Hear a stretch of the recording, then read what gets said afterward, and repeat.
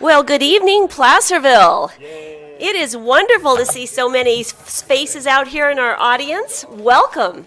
It is October 9th, 2018, and it's my pleasure to welcome you to the Placerville City Council and those of you that are watching from home.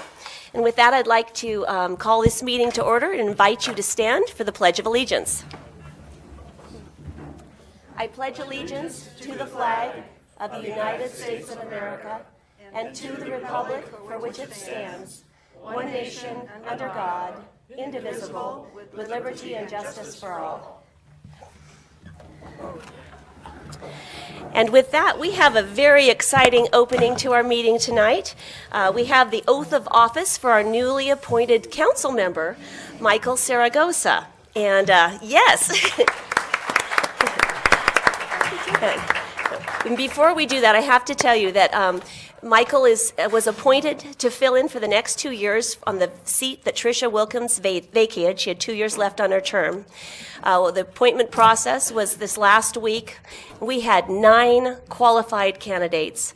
It was an amazing pool of applicants that were dedicated and passionate, and each and every one of them would have been an asset to our community, and it was a very, very hard decision. And Michael was appointed, and we are just absolutely delighted to welcome him, and we'll get to know him in a minute. But with that, Michael, would you like to come on down front, and we'll have our city clerk issue the oath of office.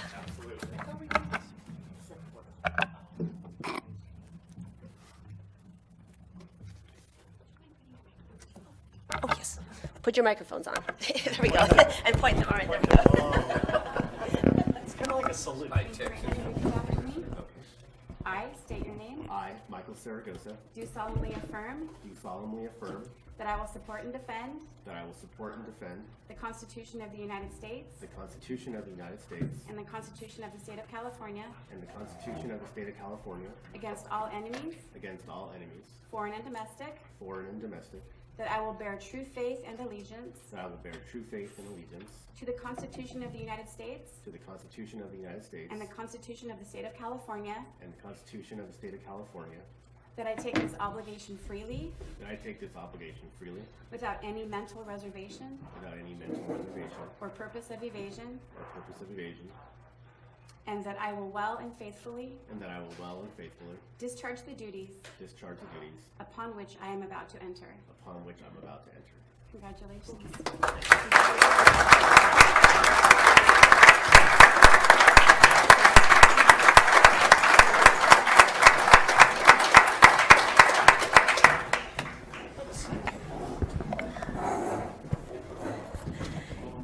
And with that, let's have the roll call of 5.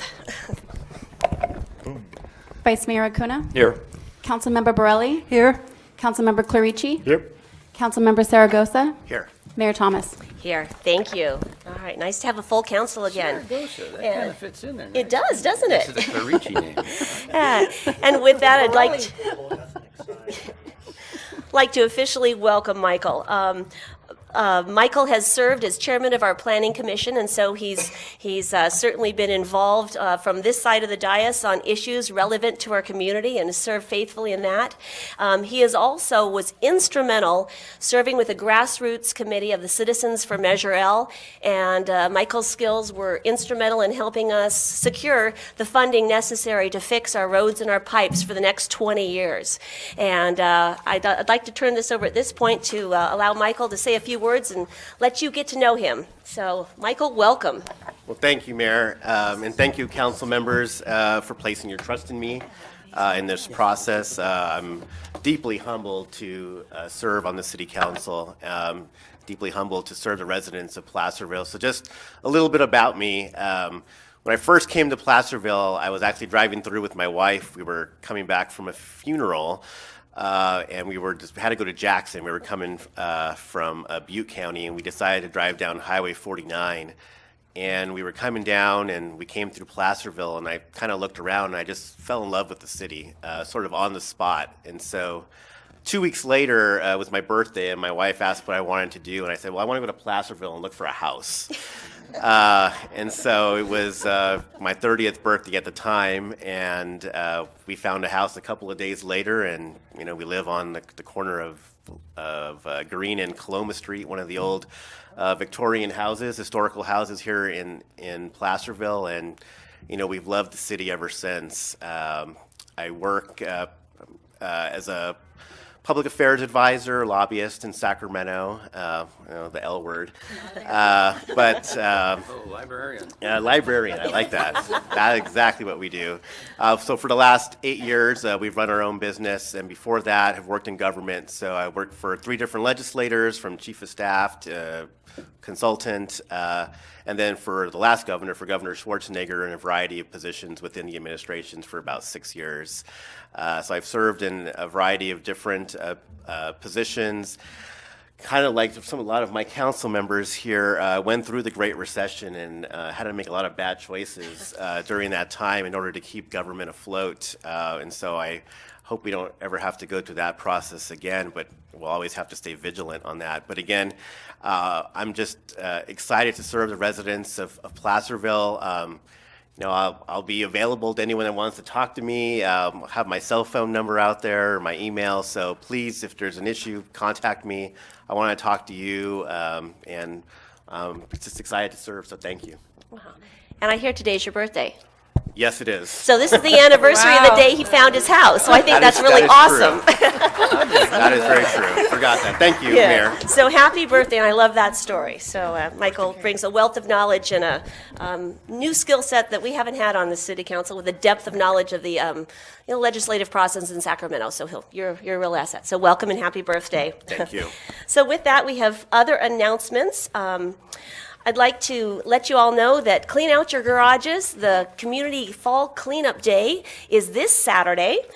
So from 8 a.m. to 1:30 p.m., take your stuff that you don't want, whether it's trash or household items you'd like to donate, down to the Mosquito Park and Ride. This is a service that our city staff provides, along with waste management and Snowline Hospice. It's an amazing service we do in the spring and the fall.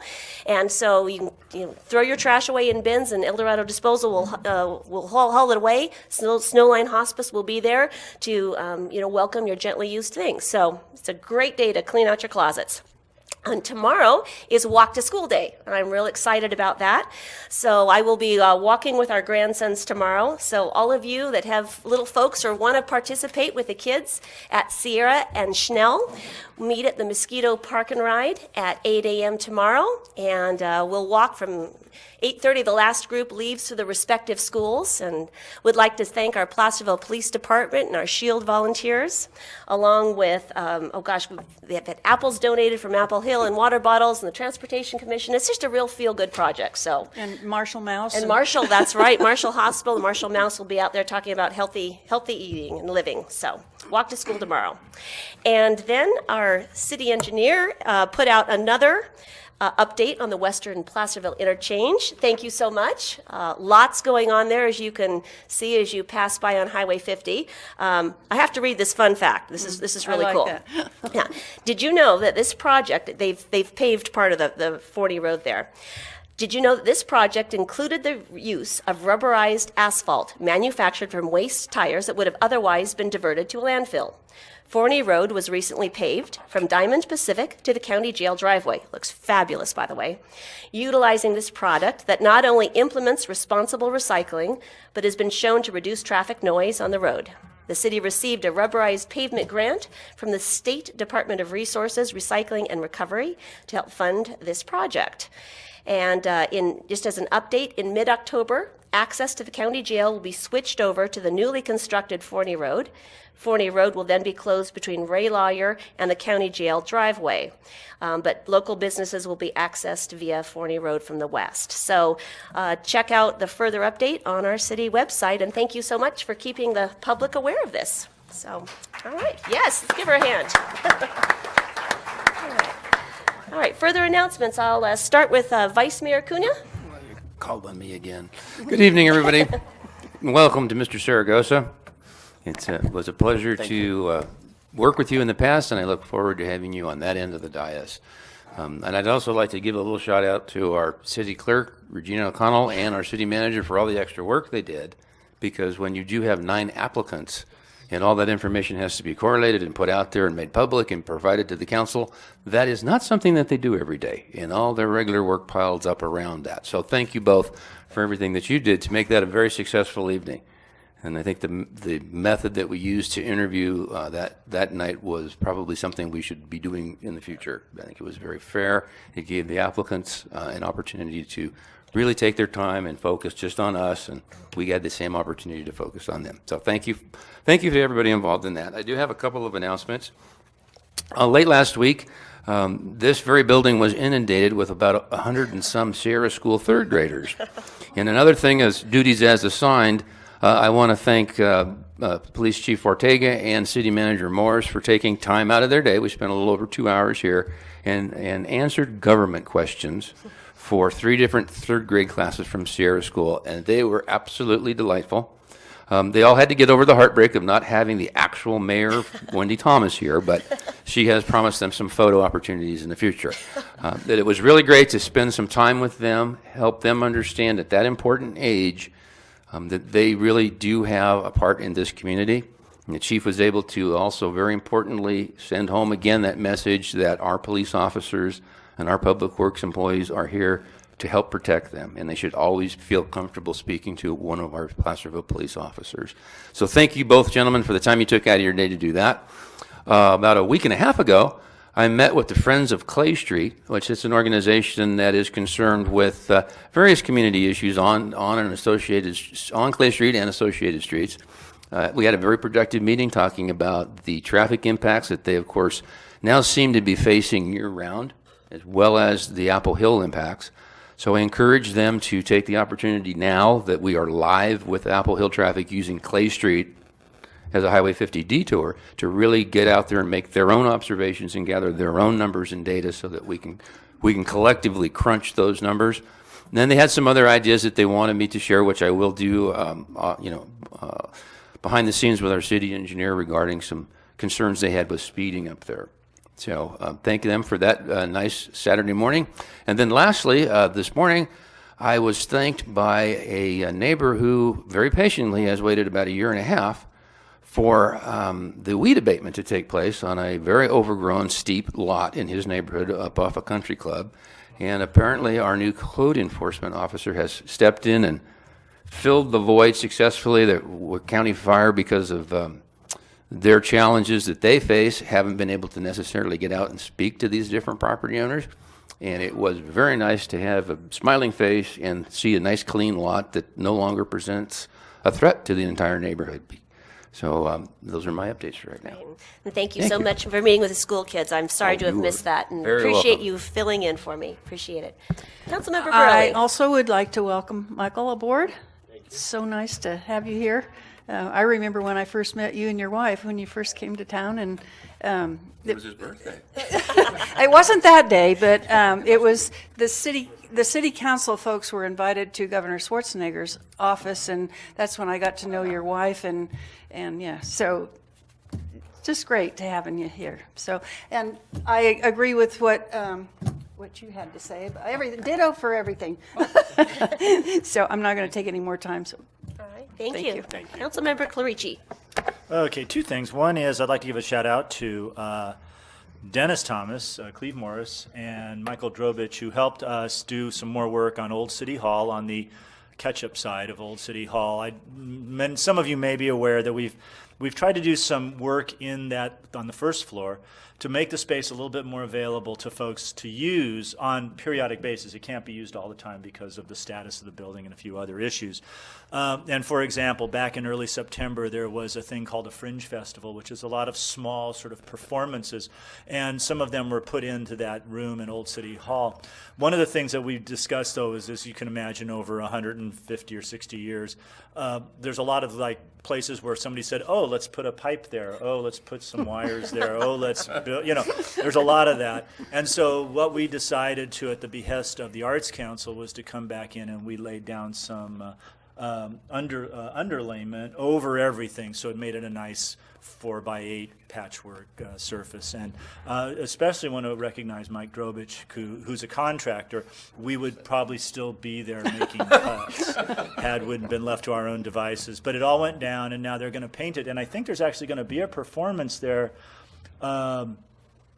in 2 weeks. I think so. Like yeah, the 22nd. I hope that they give us better Well, me notice, too. because Well, I now didn't know these about it. people And know. I, So stay tuned, everybody. So anyway, it's a really cool thing, and it's just putting a little life into that building, which has been empty for a few years now since city government moved down to the other city hall.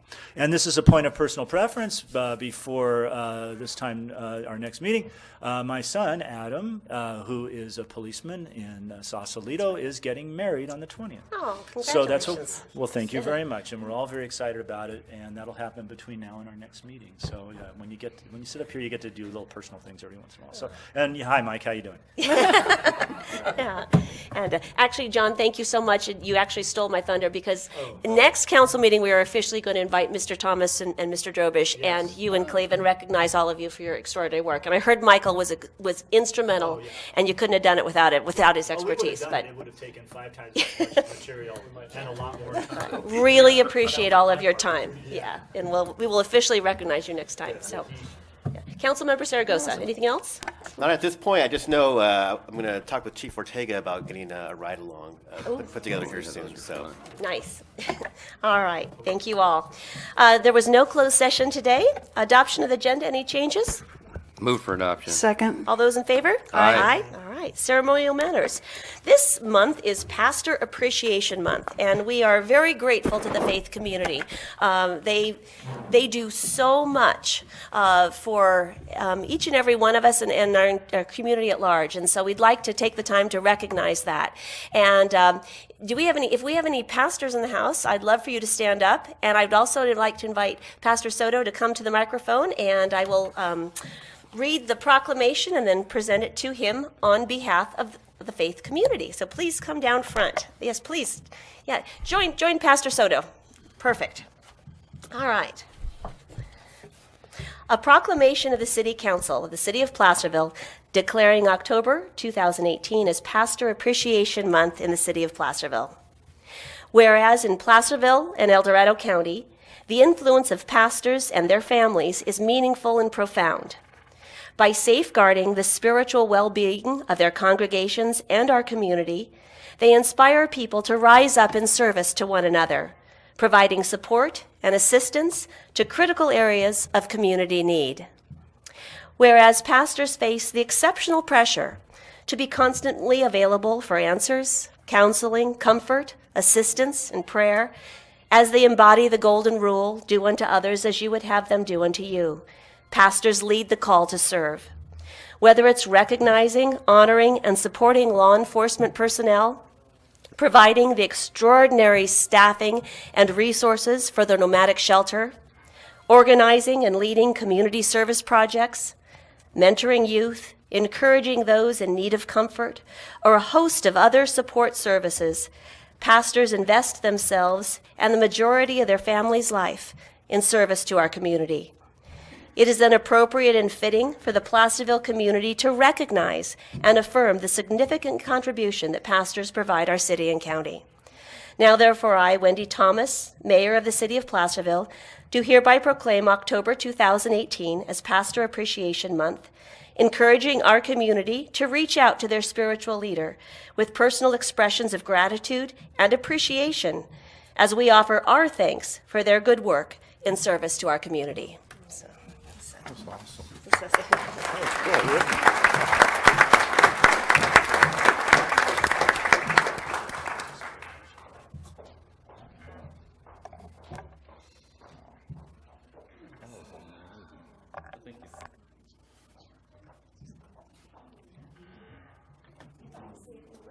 Sure.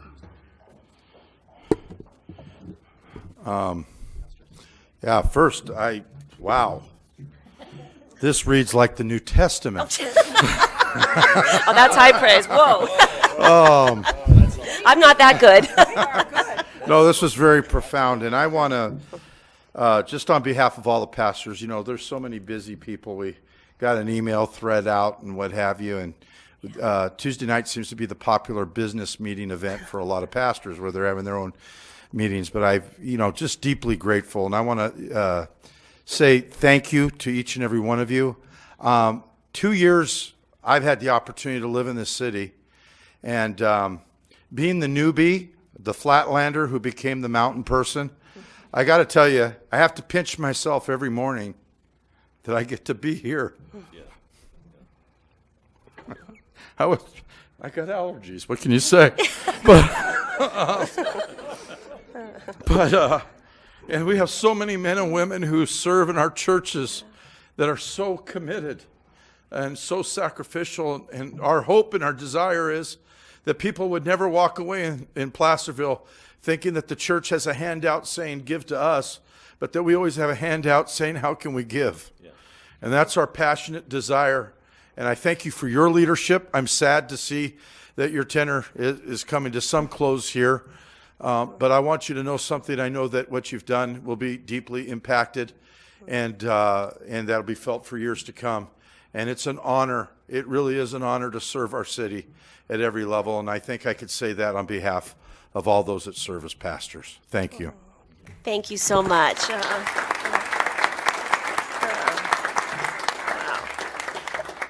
This is why I love this community so much. Thank you so much for being here. Don't feel like you have to stay. I know you're busy people, and thank you for being here. All right. This portion of the meeting is now yours. We've come to the public comment meeting, and any item that is not on your agenda that you'd like to bring forth to the council, it's your time to do so. We ask that you speakers have 3 minutes to speak and state your name for the record. Obey the golden rule and come on down. You're welcome to come on down to the microphone. Welcome. Thank you so much. I'm very happy to be here today. My name is Corey Pilkington, and I'll turn around so everybody can see me. Okay, there we go. I pinch myself too for living in this wonderful, beautiful city. I've been here for about 5 years, and my love at this time is to be the director of the Family History Center at 3275 Cedar Ravine. And I wanted to announce a wonderful event that we have, and it's actually being written up by Lori Mortensen. It should be in the Mountain Democrat very soon. But this is Calling All Souls, and the name of our event is Remember Me. It's a free event for the community and for children, for families. It's for everybody. And it is based or inspired by the movie Coco. How many of you have seen that movie? Well, if you haven't, you better see it, because it is very inspiring. You know, our families mean so much to us. And so what we're doing with this is we have a whole schedule of people who are experts in the field. And I wouldn't say I'm an expert, but I've been doing this for about 10 years. And I'm at the bottom here, and I'm going to be teaching orphan train and adoptions. But we also have people who are teaching Mexican research, and In Quest of the Maidens. So basically, you know, finding family members who are women and their maiden names, Hispanic family traditions, genealogy games for kids, introduction to DNA, and James Baker is an expert in DNA, and he's going to be teaching 2 classes. Also, how to find your family members who have passed on in newspapers.com or Newspaper Archive. And we're just very thrilled to have the opportunity to serve the community and bring this event to life. So please come. And one other thing too, and that is if any of you council members would like me personally to do a 4 generations sheet, if you would like to, you know, it's free. This is what we do. We have volunteers in our center that are very skilled, and I just love this. So I'm very happy to do it for anyone who would like it. So please, you know, give me a call. It's on our little event here. And we have a website. We just have a brand new website. It's www.eldoradofamilyhistorycenter.org. Our old website is going away at the end of this month, but you'll still find this event information on these 2 websites. Would you repeat that, please? It's www.eldorado, ELDORADO, familyhistorylibrary.org. Great. So, Thank you so much for thank being you. here. Thank you. Appreciate it. Library. Good evening. Good evening. My name's Dale Schaefer. I'm here on behalf of the countywide ordinances for cannabis. I know we have one for the city tonight, and that's agendized. This is not the agenda, so I had to come forward and just give my shout out for support for generally finding a better way to handle cannabis in the county. N, M, Q, R, and S follow M, which you guys are promoting. It's a tax, and 4 measures to take the pulse of the county, indoor, outdoor, adult use or recreational is we're trying to get, and you're trying to promote things. And hopefully as we go forward, we can find alliances amongst law enforcement, city and county policymakers so that we can find a better way to use resources to deal with the cannabis problem in the county. So a shout out, I'm here to encourage everyone to vote for N, P, Q, R, and S, and of course your measure, which I believe is M. So thank you very much. All right. Thank you, Mr. Schaefer. Would anyone else like to speak to the council? Good evening, Mac. Hi, my name's Mac. I'm a Placerville resident. Also, I do parking enforcement part-time in town, so you may have started to hate me for something I might have done. Sorry. I try to be fair. I am extremely concerned, and I brought this up 4 weeks ago. I do think there is a major methamphetamine problem in Placerville. For me, it's right across the road from me. There's a home there that people just moved into. It's a major dealing site. There's parades of traffic through there on the weekends. I've tried to inform everybody that I can think of that this is going on. And I'm basically told, unless you can prove or see the actual dealing happening, there's nothing we can do. So what I have decided to do is, and I invite anybody who is in the neighborhood, I've talked to my neighbors, we're going to start doing neighborhood walks to simply walk around, particularly as it's getting dark, twilight, in groups of 4 or 5, and see what's going on. I mean, unfortunately, Bedford and Spring are kind of a nice area to do trafficking because you can go across from Bedford to Spring over some of the houses there. And it's also something that goes with the homeless problem. And I thought that we had put aside $20,000 to go into a fund for a position for $100,000 to do investigation as to what to do with the homeless problem. While I support the medical marijuana thing, we've had workshops and all sorts of focus on doing this. I think this is a much more important issue. Homelessness and the drug problem that's starting to invade our town, and it's affecting the merchants on Main Street, which are the merchants that I get to know every Saturday talking to them. You know, they're having people come in and steal stuff from their locations. And coming from San Francisco, I've watched what happens when you don't do anything about this. And it's to the point in San Francisco where people are canceling conventions, people don't want to come to the city, and I don't want that to happen to Placerville. So I don't know what can happen. I'm just putting myself out there. Anybody who wants to talk to me, I have my cards with me.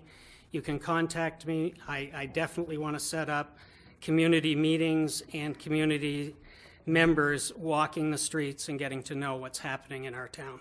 I also noticed, by the way, when I was coming over on the Bedford walking bridge, that one of the lights has been smashed out there. Okay. There was a homeless encampment underneath that bridge. It's something that we really need to figure out ways to deal with, and I just talked to Attorney Driscoll about some of the constraints that might be on us, but there really are solutions, and there is a way to deal with this. And I keep hearing from people, particularly people in law enforcement, that, well, there's nothing we can do. I don't buy that. I just don't buy that. Okay.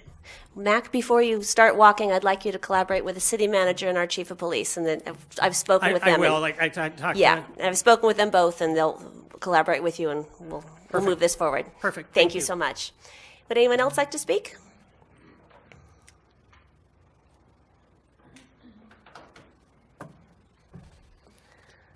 Good evening, Sue. Nice to see you back on your feet. Yeah, I'm out here with just a cane. And You're walking a lot better than last time. oh, it's a big improvement. I'm definitely getting better.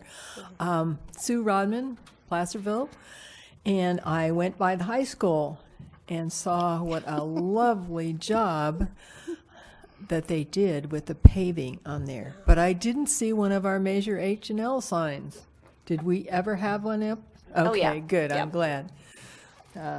Because it really, really looks nice. It is so much nicer than it was. The speed bumps are better. The fence in the center of the street is so much nicer than the K-rail stuff they had before. And you can actually drive on it and not have your car rattle to pieces. And it's a huge improvement. Yeah. Huge improvement. I realize that to really do Canal Street right, we're going to need about $6 million, and we're going to do water, sewer, and everything, but that pavement was in such bad shape, I agree that the best thing to do was to fix what we could afford to fix for now. Yeah, And show our students that we care about them too. great. Well, thanks for all your support on that. Great. Anyone else? All right, I'll close public comment. Thank you all. Appreciate you being here this evening. Do we have any written communication? All right. Now we move on to the consent calendar. All matters listed under consent calendar are considered routine. Do we have any? Move the All right. consent. Second. And I believe Councilmember Saragosa is going to recuse yourself? Correct. I'll Okay. abstain on this one. All right. No money. So all those in favor? Aye. Oh, I'm sorry. Would anyone like to comment on any of this vast consent calendar? Seeing none, we will vote. All those in favor? Aye. Aye. All right. Oh, actually, I'm sorry. We do need a roll call. We have payroll register. I'm sorry. Roll call, please. Vice Mayor Acuna? Aye. Councilmember Borelli? Aye. Councilmember Clarici? Aye. Councilmember Saragosa? Abstain. Mayor Thomas? Aye. Thank you. Got ahead of myself. All right. Ordinance, item 10.1, adopt an urgency ordinance. And Mr. Morse, I will let you introduce this. Thank you, Mayor and Council. This was spoken of at our last meeting due to a error in the noticing of the traditional method of adopting an ordinance. We were unable to adopt the ordinance at our last meeting, which we have been working on now for several months. So due to that, we came up with a plan. If we did not adopt this tonight, it would have meant that there would have been a period of time from October 27th to November 9th when we would have not had no ordinance in place prohibiting cannabis activities or regulating cannabis activities within the city limits. And for that reason, we felt it was urgent that we consider this ordinance that would take effect immediately and will cover that period. And then next on your agenda following this, there is an item to adopt an ordinance under the regular traditional method. So if there's any questions going forward after this period of time, I believe this covers us and helps us get through this period. I did not plan to go into details on this other than to state that with the adoption of this tonight, this will put the wheels in motion for us to start moving forward. There are a couple of items that we still need to take care of. I will first address the cannabis business overlay zone, which has been referred to the Planning Commission for consideration. That is scheduled before the Planning Commission on November 6th, and they will, is that correct, Pierre? November 6th. So they will look at that at that time and give a recommendation back to the council for a business overlay zone, which the council will have the option to adopt or amend at that time. The second item that still needs to come to you, in the ordinance it states that the council will adopt by resolution the number of cannabis businesses that will be allowed under the ordinance. The committee has met on that topic and made a recommendation, and I will be bringing that back to you probably at our next meeting on October 23rd for your consideration to adopt that. The final piece, once those two are complete, the council has adopted the business overlay zone, and it takes effect, is for us to finalize the application process, and we will begin in the next couple of weeks here with HDL to work out that application process. A lot of it is defined within the ordinance. It's just a matter of putting the forms together in the process as far as how we're going to do that. So those are the 3 steps that need to take place. I am assuming that it'll be sometime probably around January 1st, early January, when we will be prepared, hopefully, to start taking applications for the process. With that, unless there was anything else, is there anything else we need to add to that, John? Okay. Then I'm open to answer any questions, either me or the city attorney, regarding this item, and then we'll be ready to move forward. And so this is an exact duplicate of the item on the next, the regulation on the item 10.2. That's correct, Okay. with the exception of there's some findings that are required to be made because it is an urgency ordinance. And once again, this is to fill the gap of time between October 27th and November 9th. Correct. Okay. And just in response to your question, the second item which you mentioned that follows this is an exact copy of this. It's kind of a backup measure, if you will. It's something that cities usually will do when they're adopting an urgency ordinance, just because if there was some challenge to the urgency ordinance, you have another ordinance in place that is done without the urgency findings. So it's kind of a backup safety valve, if you will. Okay. Thank you for clarifying. Yes, Councilmember Luigi. And for the public who wishes to discuss this kind of issue in total, if they, for public comment, should they just weigh in on 10.1? With their comments, concerns, support, not support, whatever it ends up being. Should we do all that in 10.1? Or wait till 10.2. Or in 10.2? Because it's going to be the same discussion. It's the same exact thing, and it's basically it's a technicality. We're doing 10.1 because we have to fill this gap of time, but we will be discussing the very same kinds of issues. I mean, maybe in terms, if we could get the indulgence of the public, we take care of 10.1 as the emergency, and then we talk about it in 10.2. Unless, of course, adopting 10.1 makes, you know where I'm going. I think I do, and the technical answer is, yeah, we can attempt to do it that way. Technically, though, they're allowed to speak. Obviously, they're left to their own devices. They can comment, and we would love their comments, by the way. And you ought to let them comment, if they're commenting on the merits of the business regulations, they should comment it on the first item, the urgency ordinance, because if you didn't adopt the second one, the urgency ordinance would come into play and the same thing would happen. So they should talk about it then. The only difference between the two is really any issues related to the urgency nature of the first item. I just wanted to make sure that we were giving the public the full boat, as it were, in terms of comment, and having it done in the right order, I think, was important. So thank you for that clarification. Question. All right. Any further questions by council? All right. I'll now open up to the public comment on this item. Once again, please state your name for the record, and speakers have 3 minutes.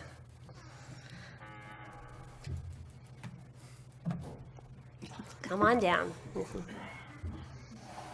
Hello, Mr. Schaefer. Good evening. Dale Schaefer. I'm a cannabis attorney, unfortunately way too notorious in the county.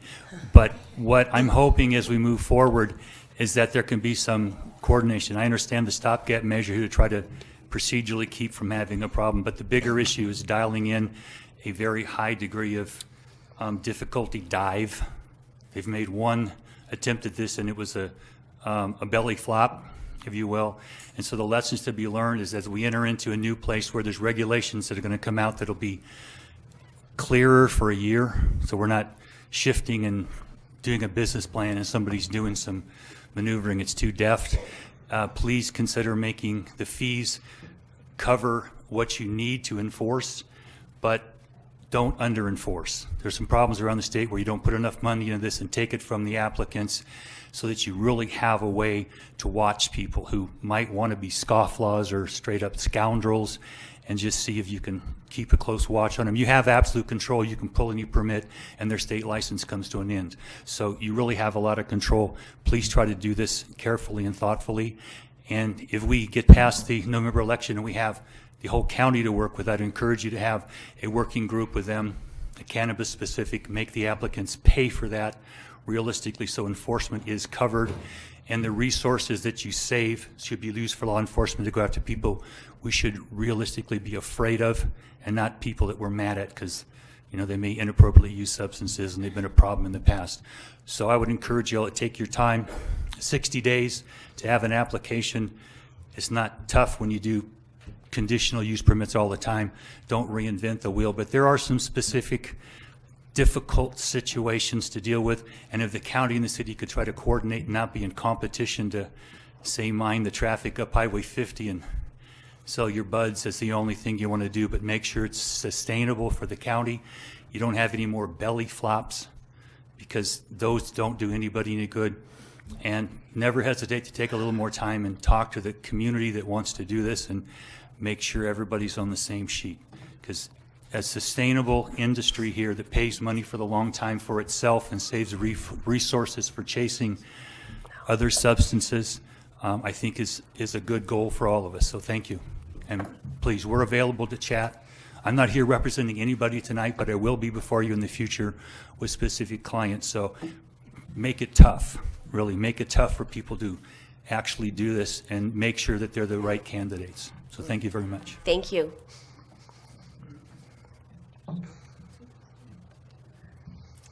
Good evening. Hi, Steve.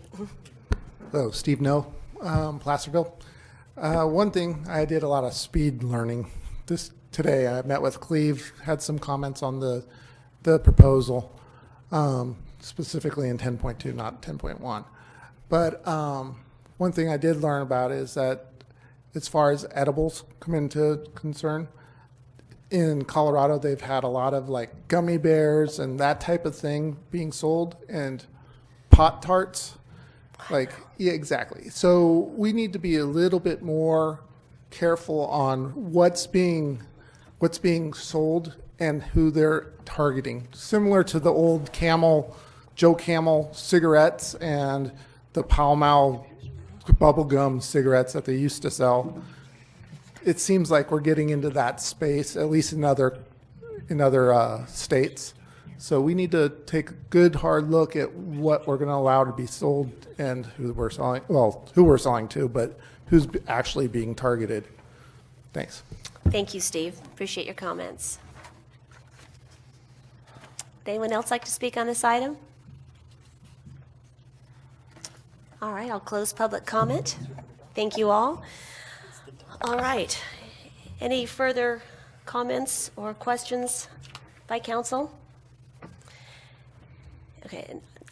Before we have a motion, I'm going to once again state my position because this is an exact duplicate of the next one. And this is not a news flash, but the problem I have with this issue is the normalization of recreational use of cannabis, and my position stands on this. It's like when we normalized smoking, and you remember we used to think smoking in airplanes was fine, and magazine ads had cool camels and the Marlboro Man, and to me this is a matter of public health and the same issue, so I am against the legalization of, and the normalization of recreational cannabis, and so my position stands on this item. So just had to state that. With that, do I have a motion on this item? I'll make a motion to go ahead and approve the item. I'll second that, and I have a statement as well. We've gone around and around on this for a long time now. It's been since March, and I have heard from all sides of the equation.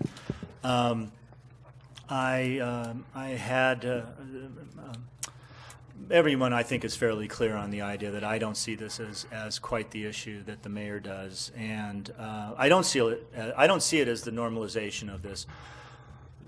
The folks out there are doing this irrespective of what this council does. There will be cannabis consumption in this city irrespective of what this council does.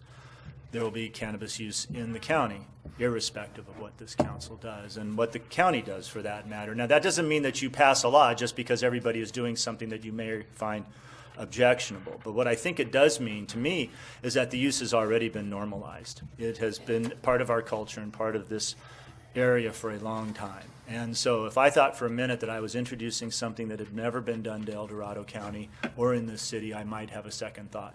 But as I said before, and I'll say it again, right now, if you drew you drew a mile or 2 mile radius from where we're sitting right now, drew a big circle around that, I guarantee you somebody is getting high right now on weed. And they'll be doing it at all hours of the day or night. My feeling about it is this: if you do believe that there's a social ill, and I had a very robust email thread this morning with one of my neighbors about this, and if you believe that there's a social ill, then that social ill does exist presently. And if you don't get the money to fight the social ill, then you'll just be saddled with the social ill, and you won't have any money to deal with it. I personally don't think that the social ill is going to be that pronounced, no more so than it already currently exists, whether or not we do this or not. I am in favor of this. It is a money source that we don't have right now, potentially. It is a legal product. If we bring it into the light, then we can deal with it. Kids should not smoke weed, okay? That just goes without saying. 14, 15-year-old kids with their brains developing should not smoke weed. That goes without saying. Fortunately, that's not what this ordinance says. In fact, this ordinance does the opposite of that. It actually legalizes adult use. We treat adults like adults. We treat children like children, or at least we should. I had a thing that in my snarkier moments, I had a thing that I pulled out, and it talked about brains and development and how this thing was, it was about a certain subject, and how it was altering the brain patterns of children, and how the continued use of it was altering their brains and had this profound effects, and it was very troubling. All of it. You know what it was about? This. It was about this. No, this was serious. This was serious academia, serious research. It talked about how kids are using this, to the exception of all other things, and it is actually, especially in very young children, has the potential to rewire their brains. And we're not going to outlaw this. If you have a problem with drugs, you have a problem with drugs. I've said this, and you've heard me say it. I have alcoholism in my family tree, and so there were some people in my family that should never taken a drink, ever, in their lives. When they stopped drinking, they got to be good people. When they were drinking, they were bad people. They were a minority. Everyone else was fine. We have wine at meal almost every night. Not one of us has become an alcoholic. You don't know when that's going to happen. I think this is responsible government. It also speaks to the fact that 55% of the voters in this town voted for Prop 64.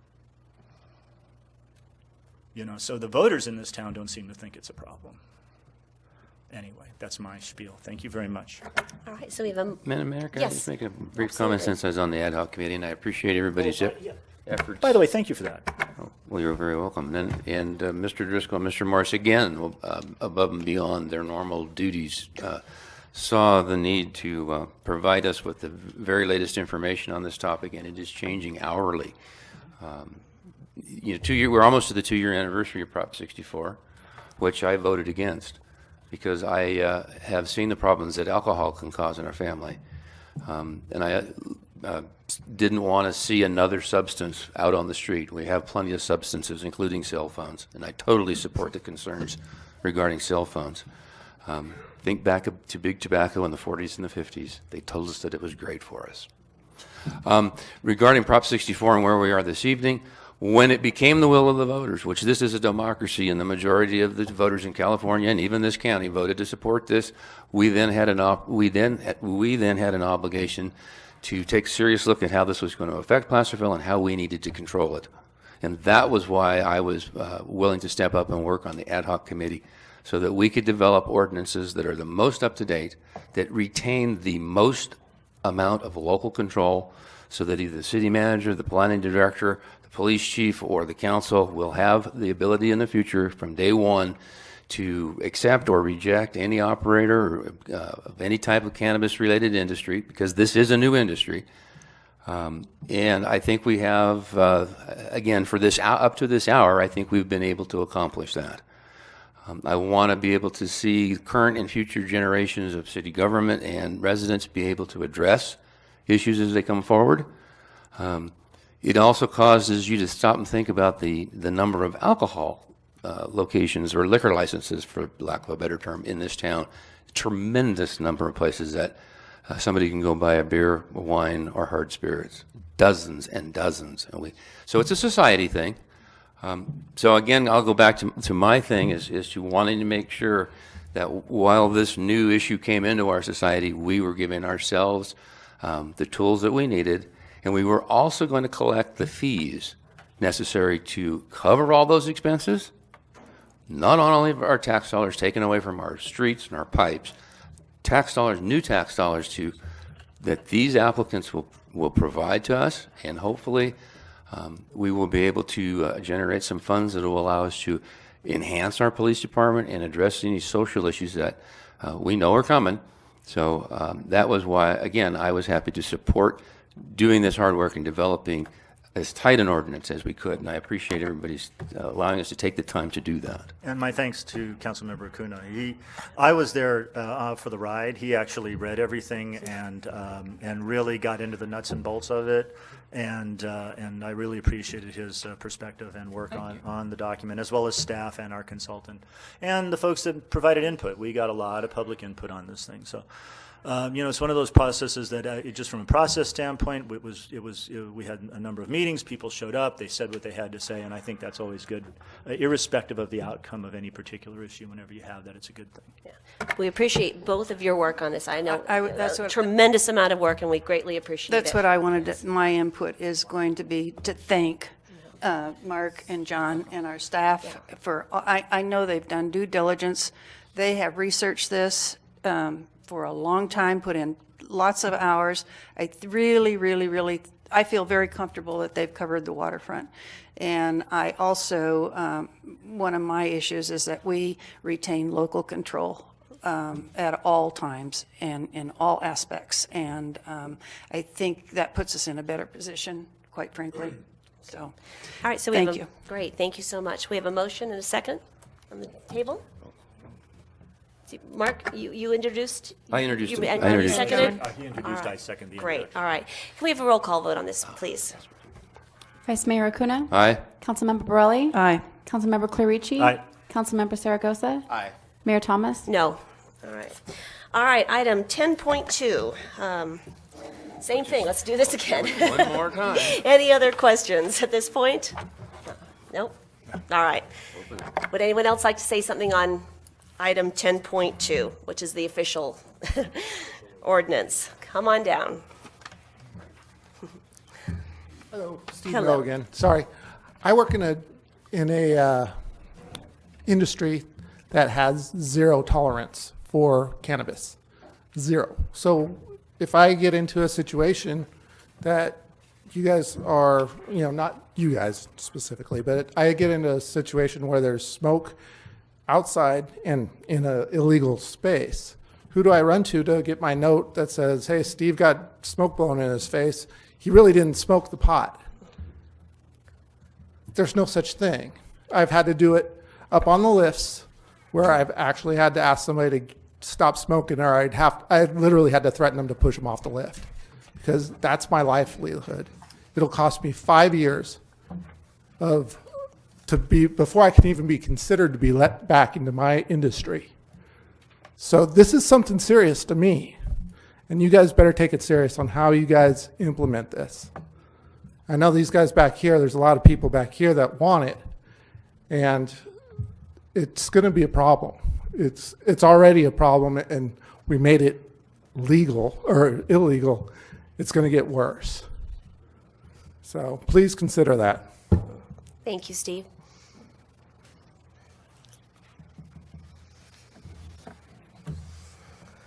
Hello again. Hello again, Dale Schaefer. There's no study I know of that secondhand smoke causes a positive drug test. So not that I want to poo-poo anybody's concerns. There are lots of concerns we have here. There's ideologues on both sides of this, so please listen. Don't send your common sense out the front door.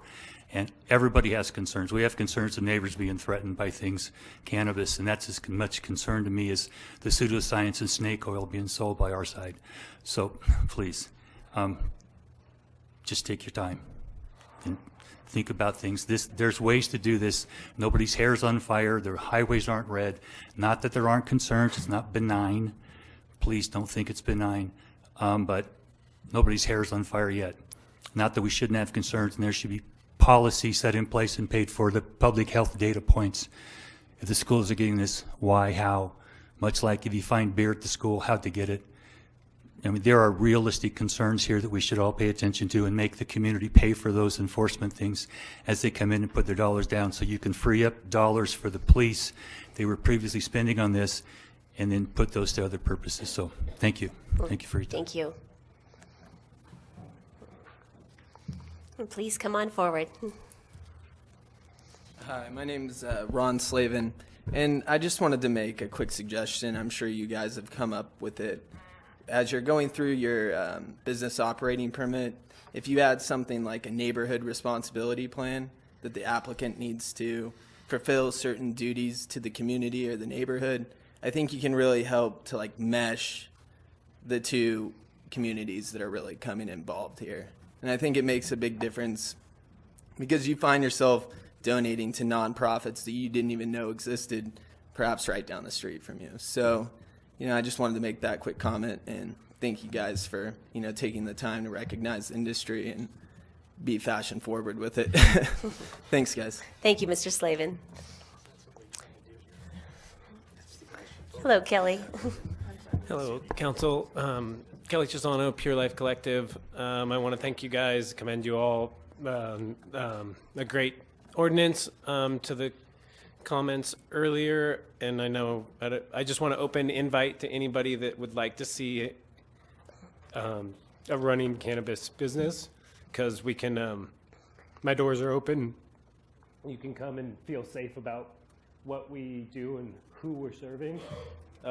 Edibles now, the state of California controls. Nothing is out in the shape of a gummy bear or a candy wrapper. It's very professional and medical looking. I know a lot of people have ideas of what these businesses might look like, so anybody is welcome. Thank you. All right, thank you. And that's the Pure Life Collective in Diamond Springs, right? Yes, all right, thank you. Anyone else? All right, we'll close public comment. Thank you all and bring this back to the council for action. I would move this, but I'd also like to comment. Again, Go right ahead. Not that you're not all excited about hearing my voice. Let me second your motion. Okay, great, thank you. I actually went to a lab today. I had the honor of touring a lab in Sacramento, which is part of this package that we're talking about. The lab was very interesting, and I will give you.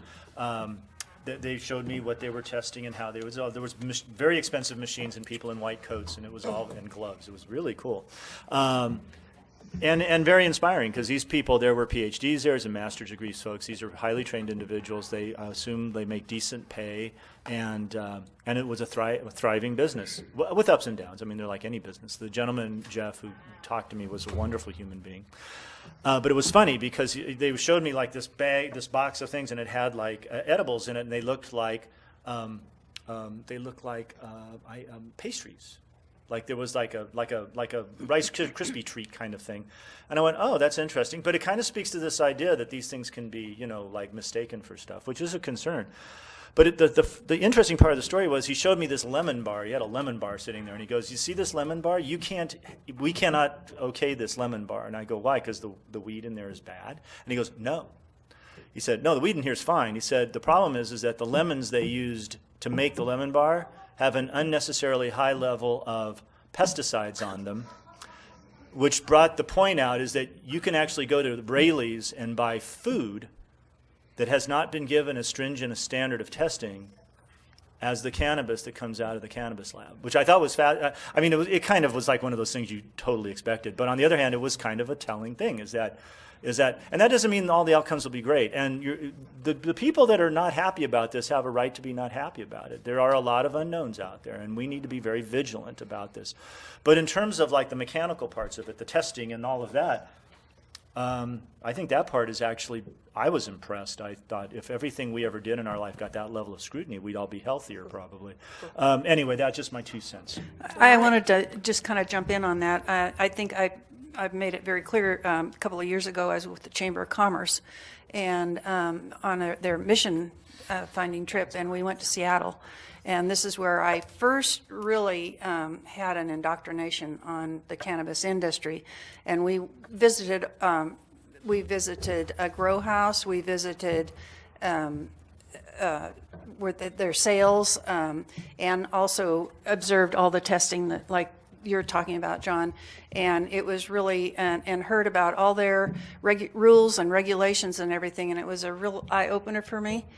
And I also, this is another reason that I favor us doing our part, is just exactly what John was talking about, is that seeing the control and knowing that what's being sold is a clean product and not a dirty one, like I'm hearing that a lot of people are affected. The emergency rooms are full of people that are unsavory and are selling this stuff under, where it's not a clean product. And I think that what we're doing in our way would help eliminate that. Again, going to the control issue of our local business community. All right, thank you. Councilmember Saragosa.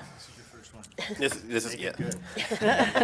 Well, I think for those that were here on the council interviews, you probably know a little bit about where I was coming from on this issue to begin with. But just for everybody else, I was hesitant at first when I first saw this ordinance coming through, just as a resident.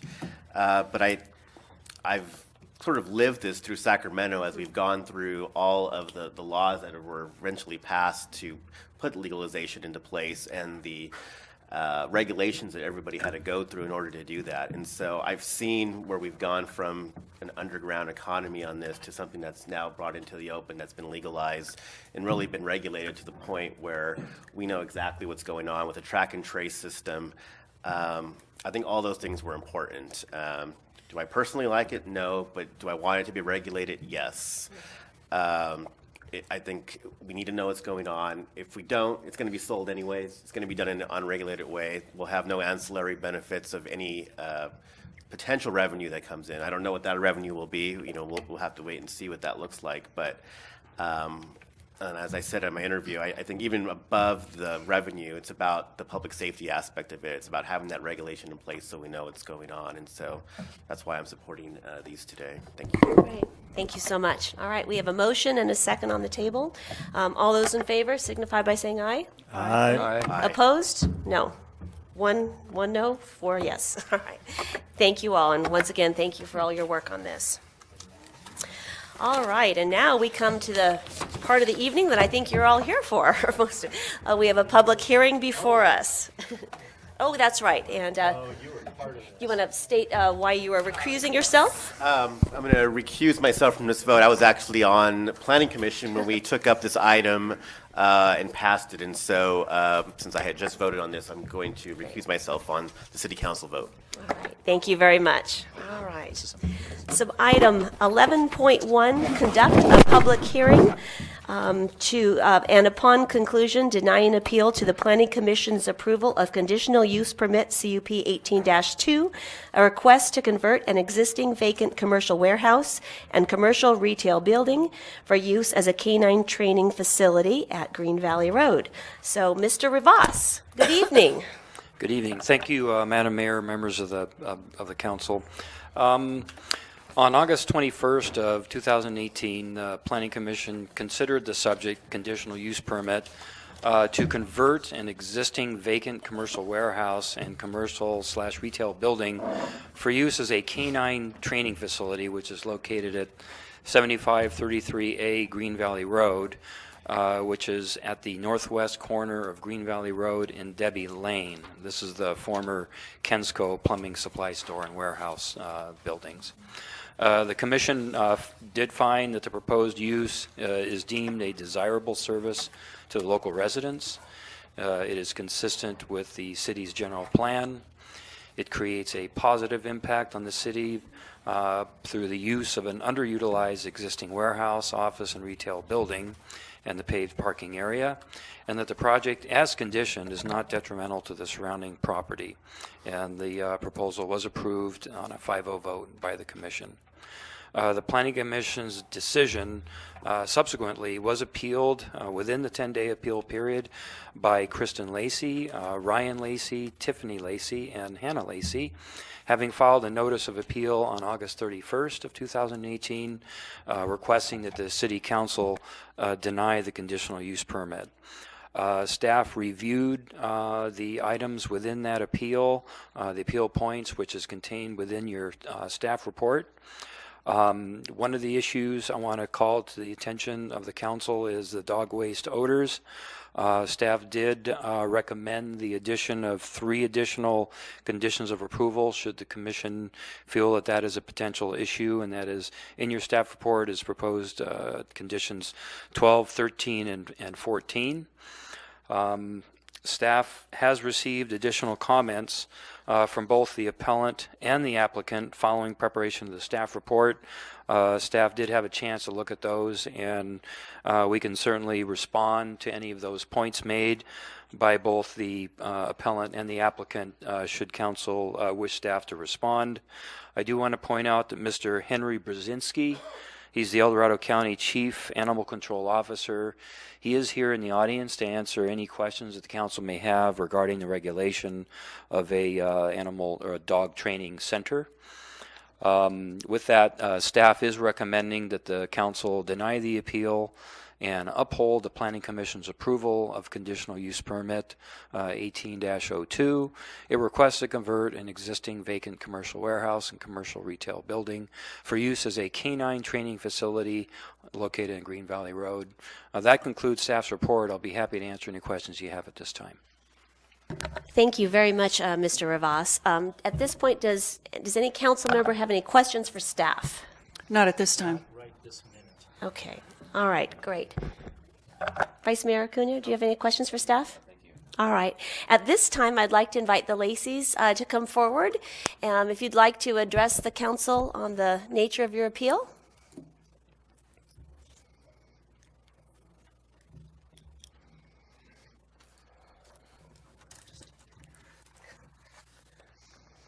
Good evening. Welcome. Hello, my name is Tiffany Lacey. I am a part-time resident of Debbie Lane and part-time of Placerville City proper. A few years ago, my mom injured her back and we were forced to move out of our home we'd lived in for 15 years, and we moved into our home on Debbie Lane. Well, it was not a home when we first moved there. We actually couldn't even move in right away. The place was so decrepit and so run down. We had to stay at our other house while we were renovating, which included just my siblings and I, as my mom wasn't able to do the work, giving up all of our weekends, all of our summers, all of our evenings for years to do the work at this place to get it to be able to be livable. I mean, there was lead paint all over. We had to pull off years of layers of wallpaper, horrible carpets, rat infestations, all kinds of things. And then we moved outside and it was even worse. There was, years of layers of trash and engines and tires, and there were actual hypodermic needles in our yard constantly. Alcohol bottles by the, hundreds we pulled out. And so many dump runs, we had to pull dumpster after dumpster after dumpster of stuff there. And we spent so much time making this place nice and able to enjoy our outside. And I feel like this is going to be, if you pass this motion, this is going to undo all the work that we did there. It's going to be, it's right in our backyards. And I'm not against the idea of it actually being of the facility itself. It's just where it's being put is not a good place for it, and it's really heartbreaking to see that this is going to be put in there. So, just like you guys to consider that. Thank you. Thank you. Hello, my name is Hannah Lacey, resident of Debbie Lane and student at Ponderosa High School. And about 4 years ago, my mother broke her back, causing her to have to stop working, which forced us to move into the rundown house that we moved into. And for the past few years, my family has worked hard to change our house into a home with peace and tranquility. We've even created little study areas for me to read and do my homework outside in the quiet. Adding this business right next to not only my home, but others' home is going to disrupt the peace we've worked so hard to build. Please reconsider the location of the business. It sounds like a great business. I just don't think right next to our house is the best location for it. Thank you very much. Thank you. Good evening. Hi, my name is Ryan Lacey, and for the past 4 years, I have spent every summer and every weekend trying to make this place our home. Whether it was filling dumpsters or repairing the house so it was insurable, I was always working. We pulled out 7 dumpsters full of garbage, along with the dozens of hypodermic needles, hundreds of alcohol bottles, just from the outdoors. And we are still working on it, the outdoors today, just to make it a place where we want to stay. So I don't want the peace and tranquility that we have created at that place to be destroyed. So this is just not the right place for this, since it is surrounded almost on 3 sides by by residential houses. So please don't pass this ordinance. Thank you. Thank you. Hello. Good evening. Good evening. And I want to thank my 3 children for coming up here, and I know it was redundant to some degree, but if No. you could see the amount of work that these 3 young adults have done since, I mean, the one was 12 years old when she moved here. It truly was an uninsurable, unmortgageable, I mean, thousands of people had gone through and they couldn't do what these kids have pulled off, and what they've done to that area has propagated all the way down Debbie Lane, and the houses have come up and people have new roofs and they're all turning over, and it's something that caught on. This place was vacant for 5 years. There was homeless living there. There was a lot of drug activity. We did actually have Mr. Ortega out when he first came into Placerville, and he was kind of looking at the area and some of the drug trafficking and different gang activity. It's constant vigilance. It's constant trying to go back there, and it's going back and talking to different people that are trespassing in the area and trafficking and trying to ruin your home. And these kids have been phenomenal coming to this point. I don't want to be here trying to take somebody's business from them, but if you understand the impacts of what this is going to do to where we live, this is going to destroy everything they've worked for. It's really beautiful now, and it's quiet, and I don't, fundamentally speaking, there was 2 different aspects of the 4 points that when they filled out the application, I do not believe they've met. The granting, one of it was the granting of such a conditional use permit and the proposed use of the subject property will not increase traffic in the area beyond the capacity of the existing streets and highway. This absolutely is not going to fit in. We already have struggles with the traffic in the area just from onesie-twosie type of business.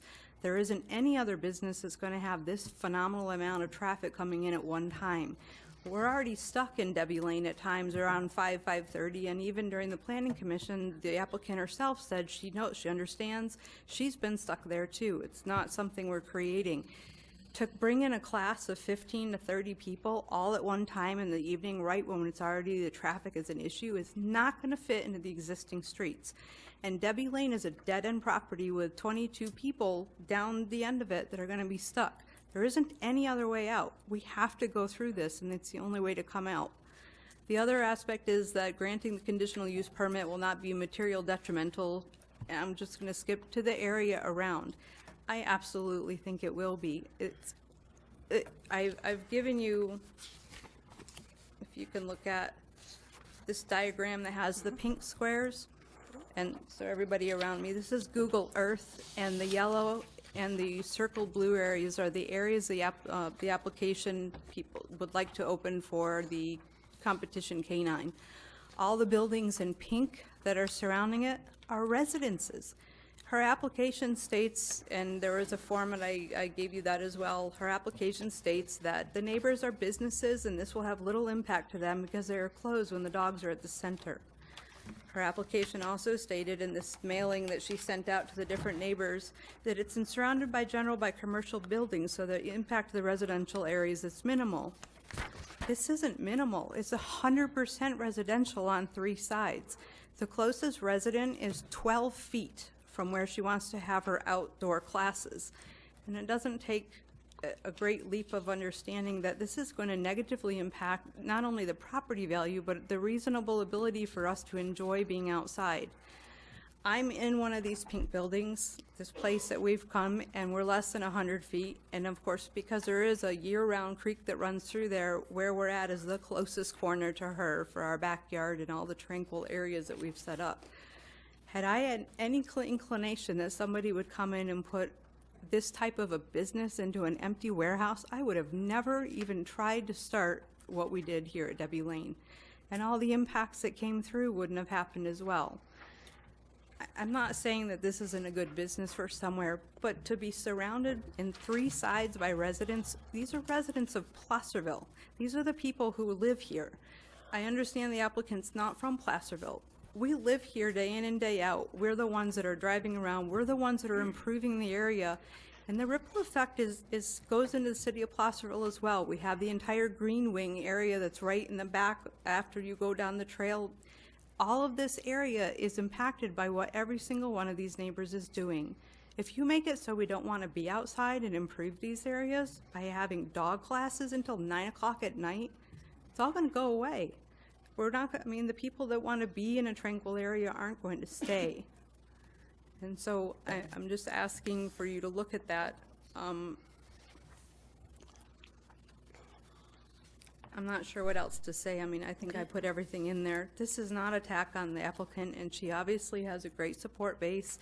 And I'm sure this would be a great business somewhere down, like where the where the county dog places are now, or somewhere that doesn't have all of these residents around there.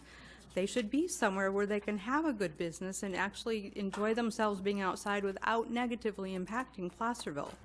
And I'm sorry, but if this area starts to go down again because the people like us start to leave, it's going to cost Placerville back. There was a lot of police activity when we first moved in there.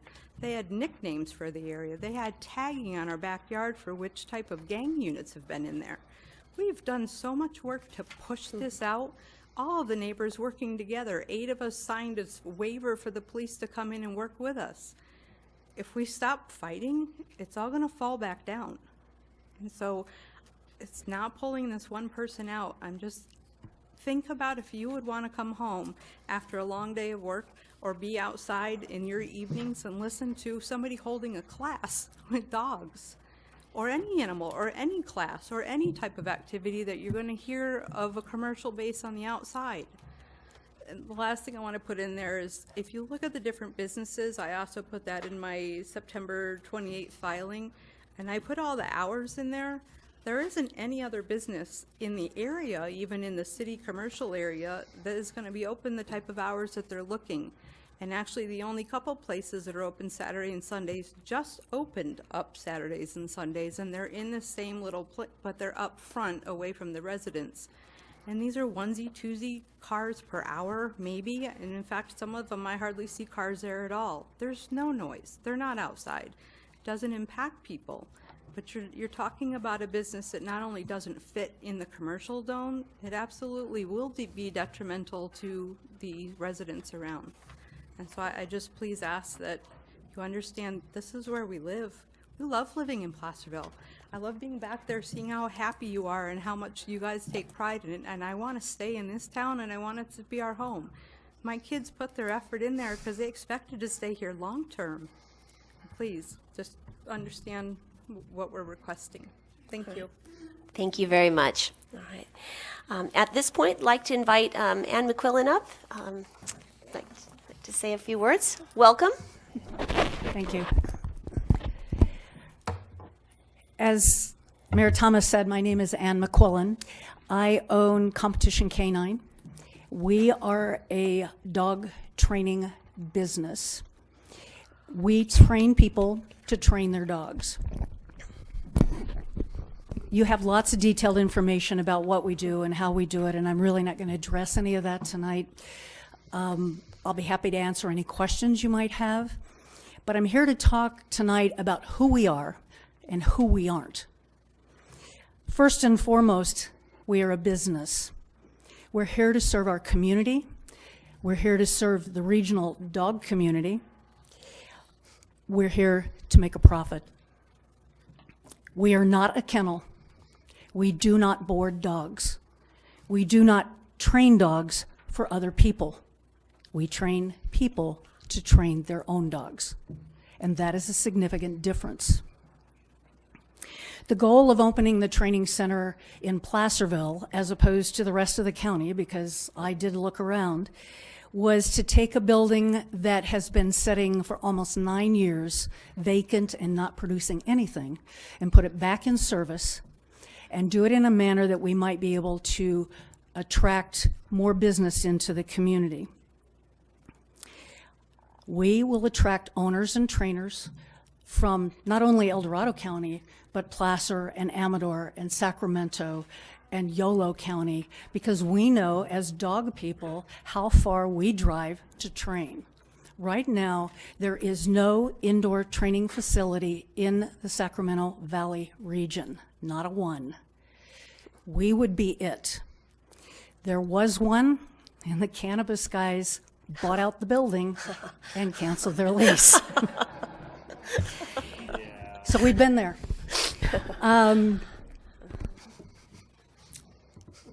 This building is not surrounded on 3 sides by residential. There are residences on 1.5 sides, kind of towards the back, as you can see. There are some maps up there. There is a residential home that is on Debbie Lane, but it's actually used as an office. So we don't really count that. It belongs to GNO. Or it's leased by GNO. I don't know if they actually own the property. Like many owners that come into that live in this county, I drive a long distance, and I'll give you the best example I can of who we are and who our customers are. I drive to North Highlands to train with one of the World Team trainers. I go early. I eat dinner, depending on what the traffic's like, because you never know. By the time I get down there, I may have extra time. I shop. I spend money. I buy gas. I go to my training, I go home, and I repeat that every week. That's money that we're bleeding down the hill. I'd like to capture some of that for the city of Placerville. So we know that we will bring people in that will spend money in our stores and our gas stations. We know that if we were to do a seminar, we will have people that will come in and spend the weekend and bring their families who also spend money. Additionally, we will actually have a retail component. We have a store that sells performance sports equipment, stuff you can't buy anyplace else. Right now, if I want to buy an agility jump, I have to order it online and wait, if I'm lucky, 4 to 6 weeks to get it. And sometimes it's way longer. And by the way, one agility jump, just one wing jump, is $160. A set of agility equipment can run $8,000 to $12,000. That's what our store is going to handle, jumps and tunnels. And there's been a lot of questions about, are we going to bring any taxes into the community? Yeah, we are. We won't sell a set of agility equipment every week, but if I sell one a month, that's a nice chunk of change that this building is not generating right now.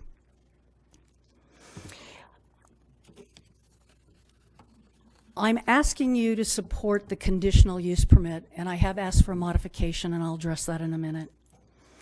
And I'm asking for a couple of reasons. I feel that Ms. Lacey's concerns were in fact addressed by the Planning Commission. I believe they did here.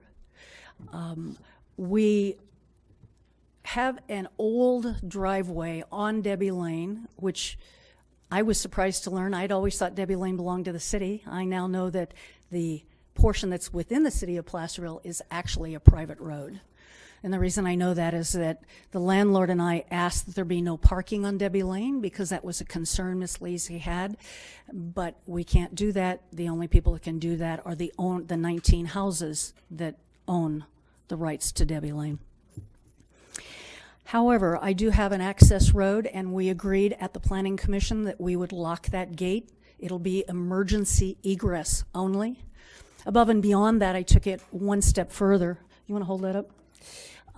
We have these signs will be going up on the gate, basically saying you can't get in here. Our students will be instructed they can't park there. Our instructors will be instructed they can't park there.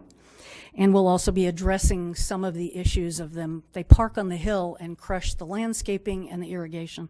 And we'll be addressing that with a new landscaping plan that's the landlord's working on. You can only access this facility from Green Valley Road. It's the only way to get in. You must come in the front door because it is restricted access to students, members, and registered guests.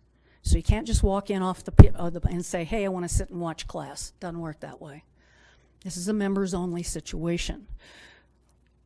We're more than happy to have somebody come in and ask about what's going on. We'll explain it. We'll work with them. But it's not free access. You can't just wander in, if for no other reason, because don't need that liability. With regard to traffic, I know she's concerned about traffic. One of the things that I did is, we have roughly 20, maybe 30 students at most at the facility at any time. I went back to the guys that own Kensco and said, how many employees did you have? And how many customers did you have? And the answer was almost an identical number. They said to me, on a low day, we'd have 8 to 10 employees.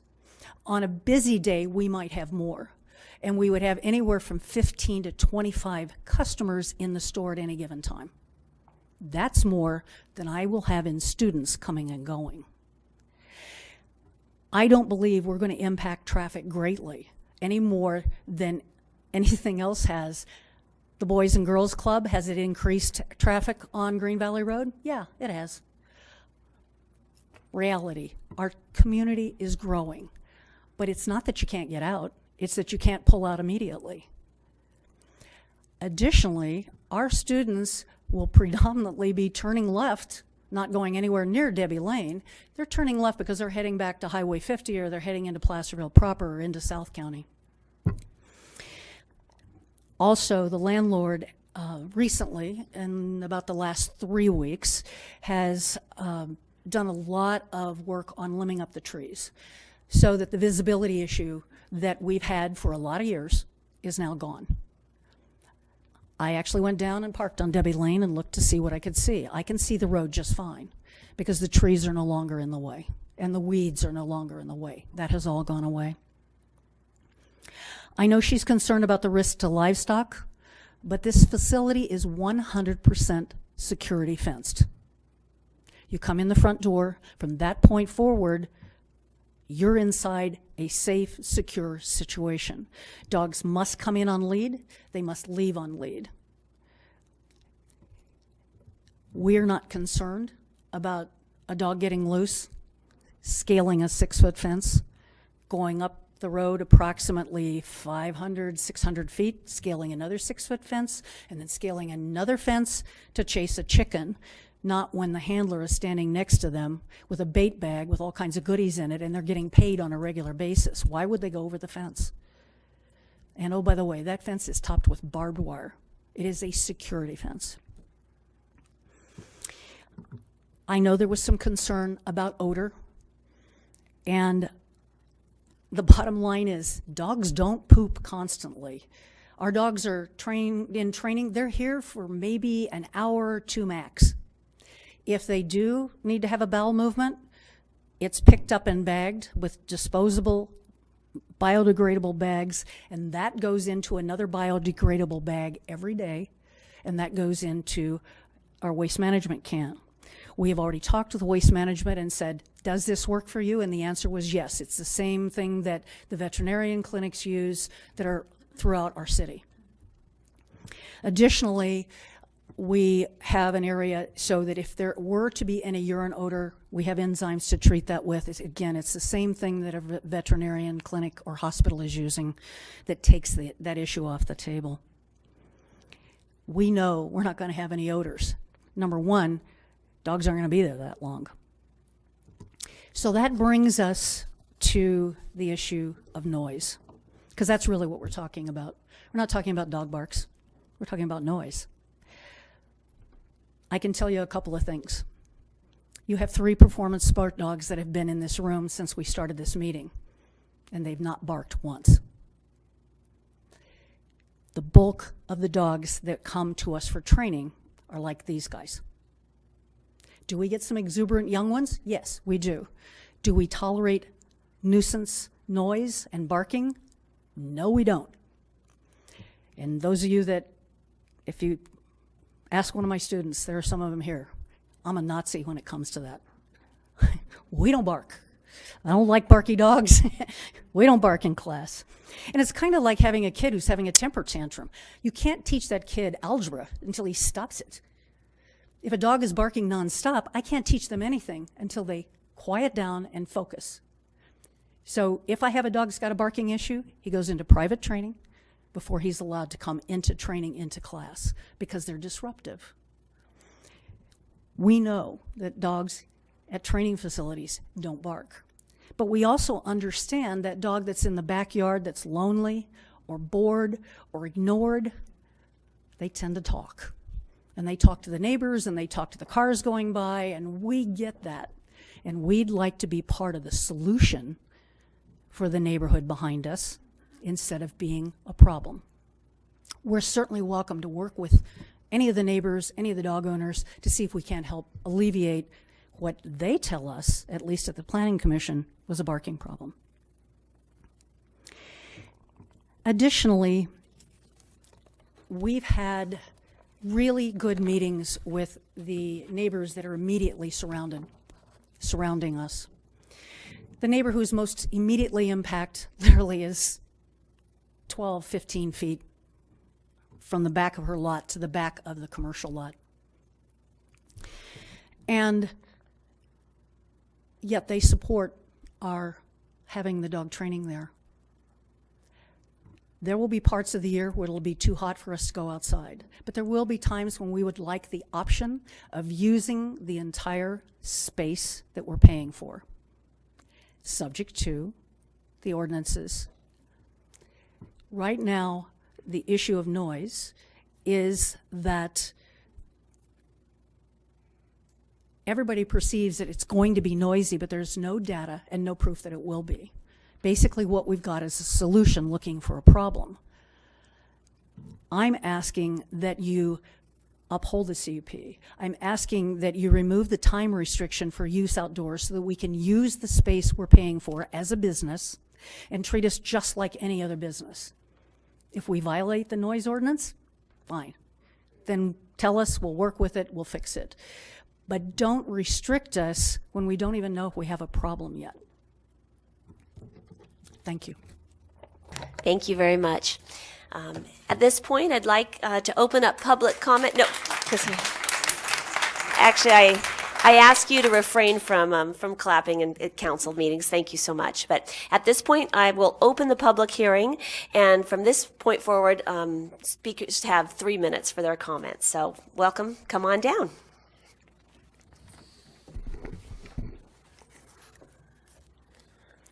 Just want to say good evening to the city council members and to members of the community. Thank you, council members, for your service to the community. My name is Charles Marchant. I've been an El Dorado County resident for 30 plus years and have lived in Placerville for the past 5 years. I was at the original hearing for the conditional use permit in which the council voted unanimously 5.0 to approve the permit. I've read the appeal letter that necessitated this hearing, and it appears that the main concerns voiced in the appeal are noise, traffic, trespassing and crime, and potential for loose dogs. As a dog owner who has participated in training activities and competition events with my dog for many years, I would like to address these concerns. Regarding the concerns over noise, I have trained with Ann McQuillan for a number of years in multiple locations. In her current location, which is also near residences, there has never been a complaint about noise due to dogs barking. I know in conversations with Ann regarding the building in question for the conditional use permit that she is having the building insulated. This should minimize the issue of the noise that comes from the building.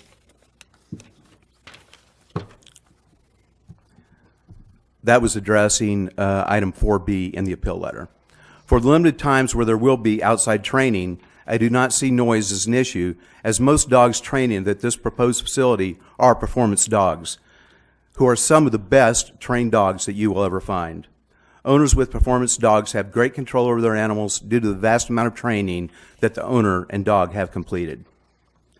Regarding the concerns over traffic, in regards to traffic concerns stated in items 3A and 3B, there is mention of 71 parking spaces for the proposed facility, in addition to 30 cars, dogs, multiple individuals arriving at the facility at any given time. I frequented the proposed training site many times when it was a plumbing supply store, and there was more traffic with that business than I see at a typical training event at Ann's current and previous facilities. I've not only trained with Ann for a number of years, but have also been active in the competition canine sports for years too. I can tell you from my experiences, traffic flow into and out of a competition canine event is always staggered due to the nature of the events. Within events such as agility or barn hunt, there are different classes for dogs with varying degrees of expertise. People show up and leave when their classes begin and end. Never is there a situation where everyone at one of these events shows up and leaves at the same time. It just doesn't happen. Given this, I do not see traffic during events as being an issue. On the note of regular training classes that last for an hour or so, in all the years I've trained with Ann, there are typically 6 to 8 students with their dogs, maximum, attending regular classes. These numbers in and of themselves are not going to create a traffic issue. Under item 4 of the appeal document on page 9, there are concerns about the area coming out of a high crime, trespassing, and drug use and trafficking issue. We all know that vacant buildings typically attract these types of issues.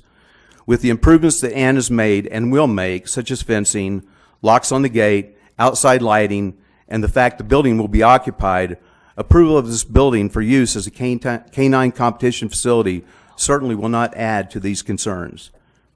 If anything, given the fact that the building will be occupied and lighted with solid fencing and a locked gate, it should lessen these issues in the immediate area around the building. Regarding the concern around... Actually, if you can wrap up your comments over the 3 minutes. Okay, I'm sorry. Thank you.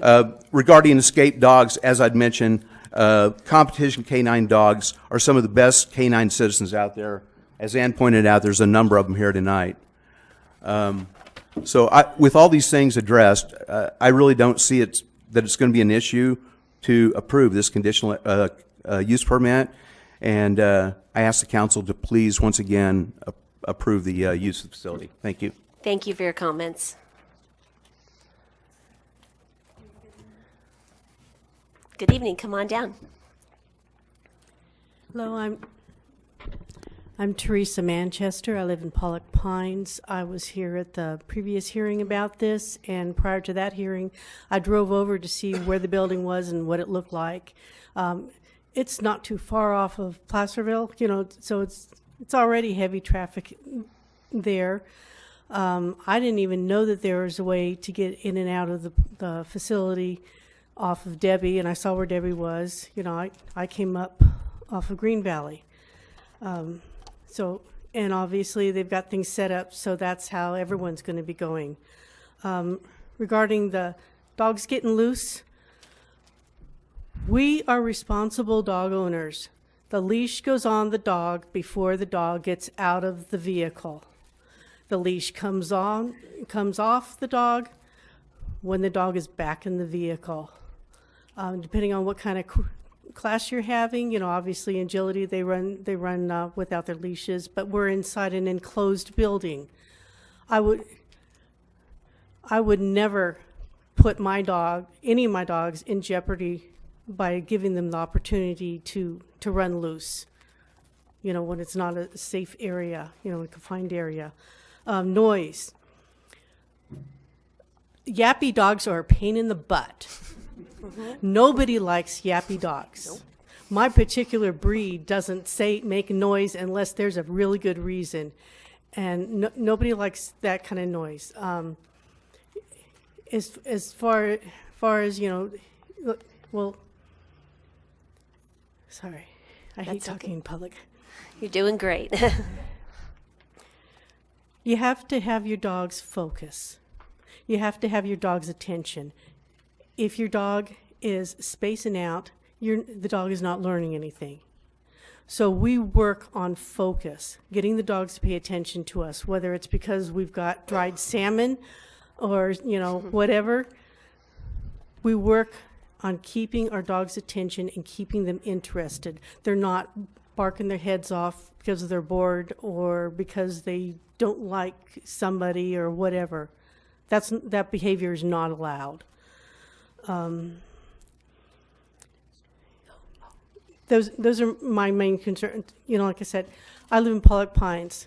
Come winter, I've got a good sized yard. You know, nothing special, but I'm either got mud or I've got snow. There's no place to train. You can't train much inside the house. We really need this facility. So, thank you. Thank you very much. Appreciate it. Good evening. My name's Joyce Francis, and I'm a resident of Debbie Lane. In regard to the neighbors, the one house that G&O owns is a residence. They rent it to their truck drivers. The other ones that backs up to her, the house is for sale. So no, they don't have a great thought about this. I just feel it's the wrong place for this kennel. Excuse me, training facility. Debbie Lane, it seems to be getting commercial down it, and it was never intended for that. This was a warehouse that a couple trucks went in a week. It was never used, never had that much traffic on Debbie Lane. The landlord has not maintained the landscaping the last few years. We have cedar trees that are 20 feet tall that should be down. I'm hoping, if this goes through, and I'm sure it will, that they do have a good landscaping project that they will keep up, not just put in and then ignore. Of course, I'm against it. All right. Thank you so much. Appreciate your comments. Hi, my name is Peter McQuillan. I'm the other half. Just a point to clarify, Patricia and Charles have taken their house off the market. They have elected to stay here and not move to Oregon. And they've done that since they became aware of our project. And they actually do support our project. They're looking forward to watching them over their fence. So. All right. Thank you, Mr. McQuillan.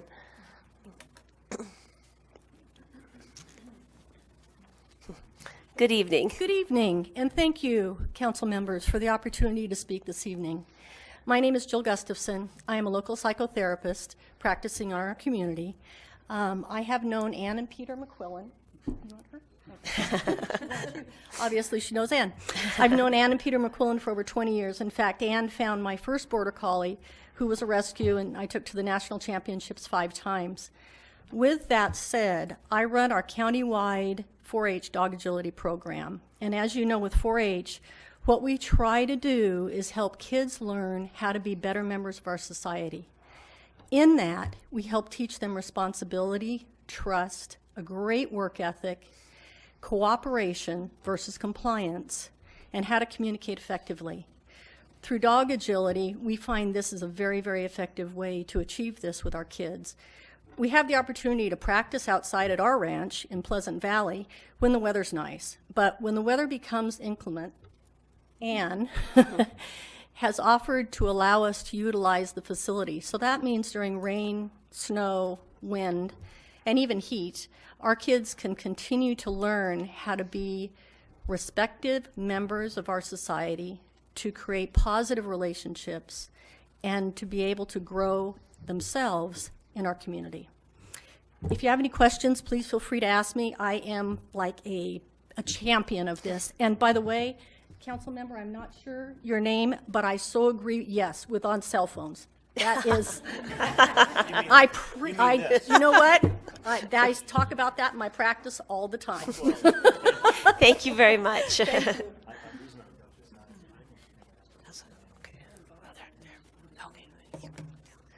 Good evening. Good evening. My name's Christina Bowers, and I've been a resident of El Dorado County for 20 years. I know Ann through the dog community. She has a fantastic reputation. She's an agility judge. The 4-H kids have an incredible opportunity to learn valuable experience and unique experience from Ann, and the ability to use this facility for free. Having been through 4-H myself, I know the value of this, and it helps them to become better citizens in the community. It also helps them for their record-keeping books, which can help them win scholarships. I want to say that dog people spend a lot of money. The pet industry last year was $69.51 billion in 2017. $6.47 billion is estimated to be for other services, which would include training this year. Overall, the pet community is expected to spend over $72 billion this year. I say let's bring that money into El Dorado County instead of letting it go to other counties. Currently, some people have to go all the way to San Jose for this type of training. I don't mean to be insensitive, but if you buy a house that is in the area behind other established businesses, you can expect to hear some noise. It's unfortunate, but that is something that comes with that when you buy that house. There is a body shop there, and you cannot tell me that that doesn't generate noise. I used to work with the body shop industry for many years.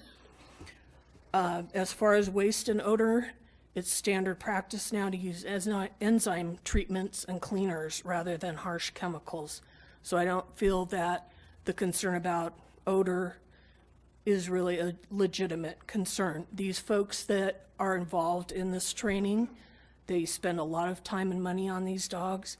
They clean up after them, they bathe them, they groom them, and they train them regularly. So I think between Ann's fantastic reputation and the opportunity that exists for this business and the money that it will bring in through people coming for training, staying for seminars, staying in hotels, buying gas, buying food, beverages, maybe discovering El Dorado County, that's going to bring in more business and revenue to this county. So I do hope that you'll approve her training facility. Thank you. Thank you very much for your comments.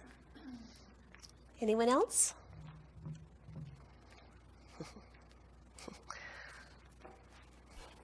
Hello, my name's Anita Body, and I'm also a resident of El Dorado County. And I just wanted to reiterate that Ann McClellan is absolutely committed to responsible dog ownership. And having been a student of hers, she does not tolerate excessive barking. Thank you very much. Thank you.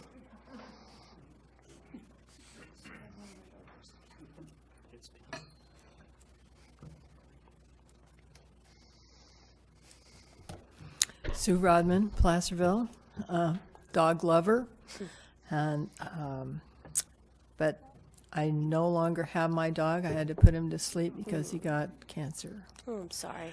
But this is the former Kensco building, and it closed when Home Depot opened. It was one of the casualties of having a bigger operation come in and outcompete them. The building's been empty for several years now. And what Placerville does not need is empty buildings. When I've had my dog going to obedience training, the objective was not to let them bark, not to let them run around. The objective is training. He learned to stay on his leash, stay by my side, listen to commands, and do what he was supposed to do. He turned out to be an excellent companion dog. I think this is a great use for this property, and I support the Planning Commission's recommendation. I think it's ideal use. Thank you, Sue.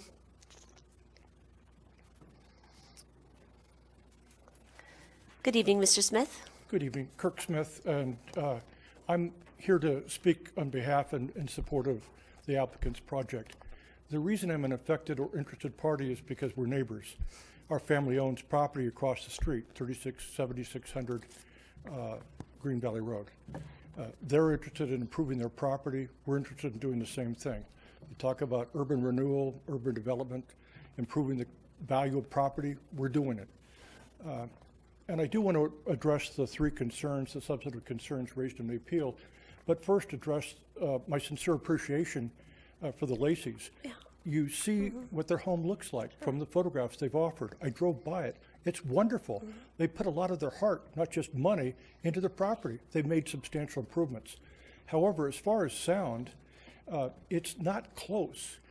The map isn't going to give you the full picture because what you have on that side are rows of some of those trees that were alluded to before. They provide baffling from sound. Right now, when I was on the property of this project today, the noise pollution was traffic on Green Valley Road. But when you go down Lacey, down that Debbie Lane, you don't hear it because you have this amazing transformation of almost country life in a very short distance. For all the concerns about noise and damage to the road, I would think the greater concern is the towing company right on the corner that's not supposed to be there according to your zoning rules. And as far as the damage to Debbie Lane, you can see it, it's very visible. And when does towing companies start to do their work? It's whenever you need towing, which could be in the middle of the night. So that's where you already have problems.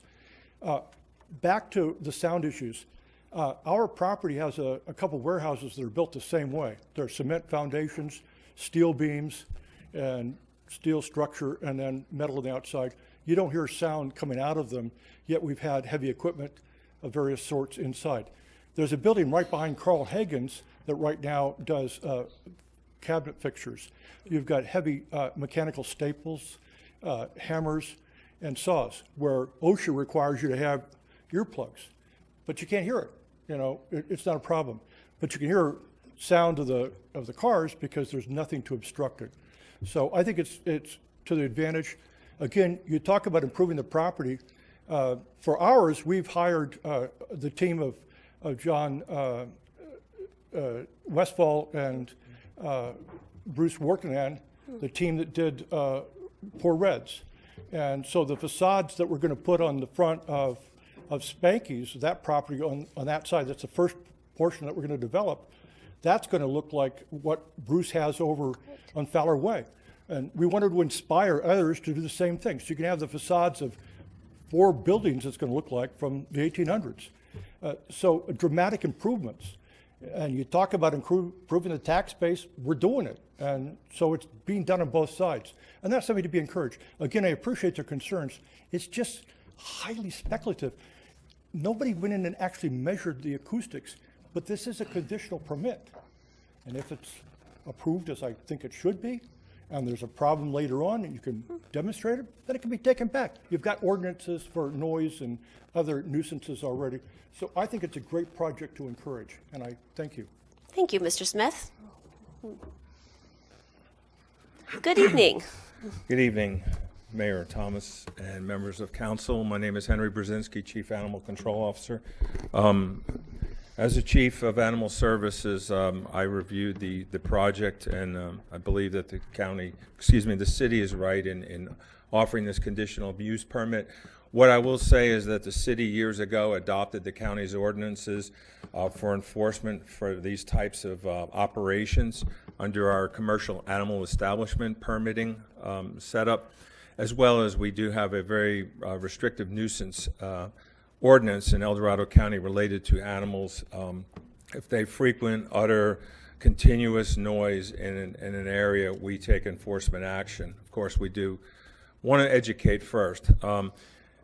Our planning commission in the past in the county has put up special use permits very similar, and what they directed Animal Services is to look at the operation, and as the prior gentleman said, if there's a violation, Animal Services comes in and we go back and inform planning, or we inform the council and say, hey, this is a concern because somebody documented it. They video recorded or audio recorded repeated barking.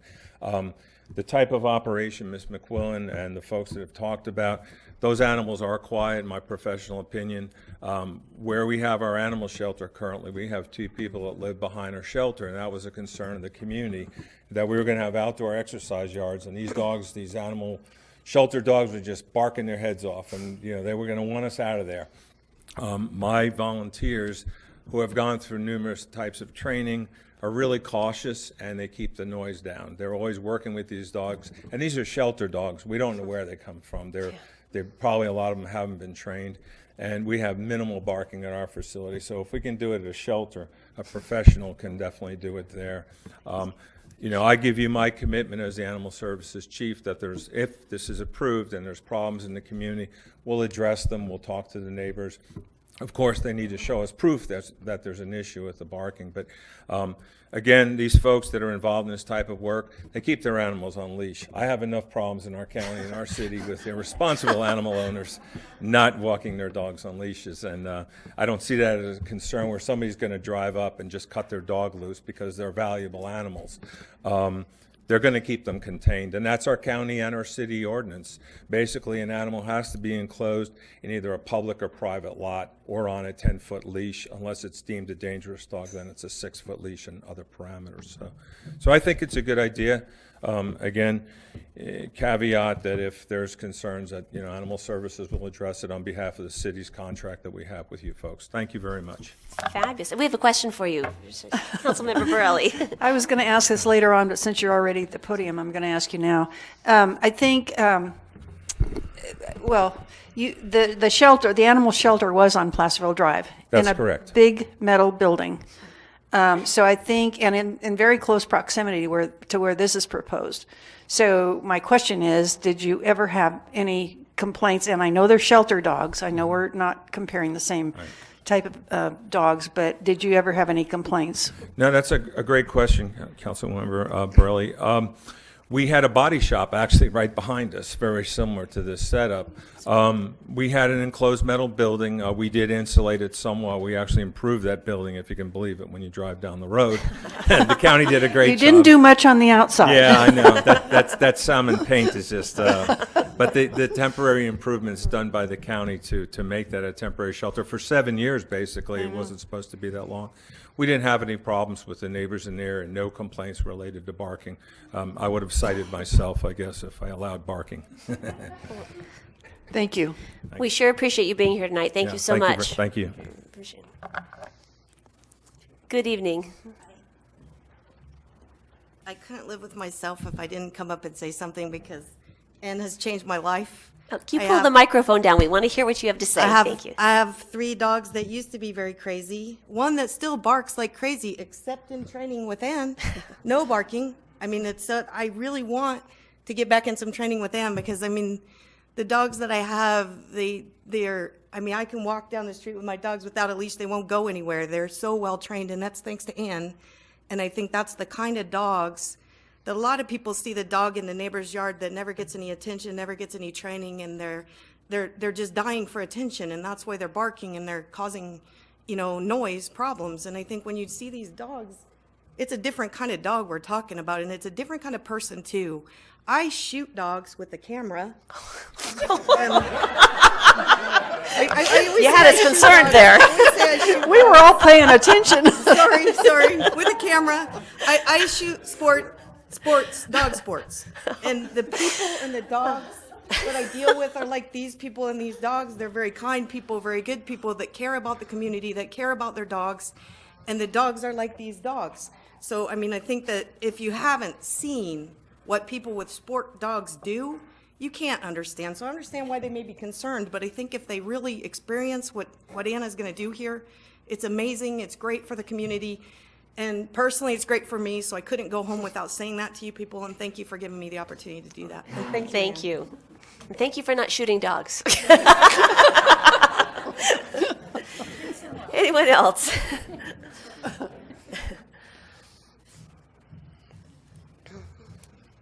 Good evening. Good evening. Craig Southwick, El Dorado County. When I bought my first home, it was backed up to a school. And guess what? During the day, during the weekends, there was a lot of noise. There you go. And then I bought my second house, right next to an airport. The day I moved in, I got very upset about these 2 cars racing down the street till I came out of my garage and noticed that they were 2 World War II fighters drag racing to the airport. Awesome. Anyway, I had noise. That's which happens when you move in next to an airport. We run agility.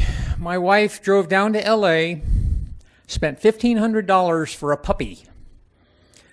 This is now her child. Yes, when we run agility, the dog is on a leash. If the dog is not on a leash, it's right next to us. There is nothing I would do to jeopardize this dog. So, no, you're not going to see dogs running around. Leastwise, not loose. No, you're not going to hear a lot of noise. You might hear some. But when you move in next to a warehouse, you got to expect something. Thank you. Thank you very much.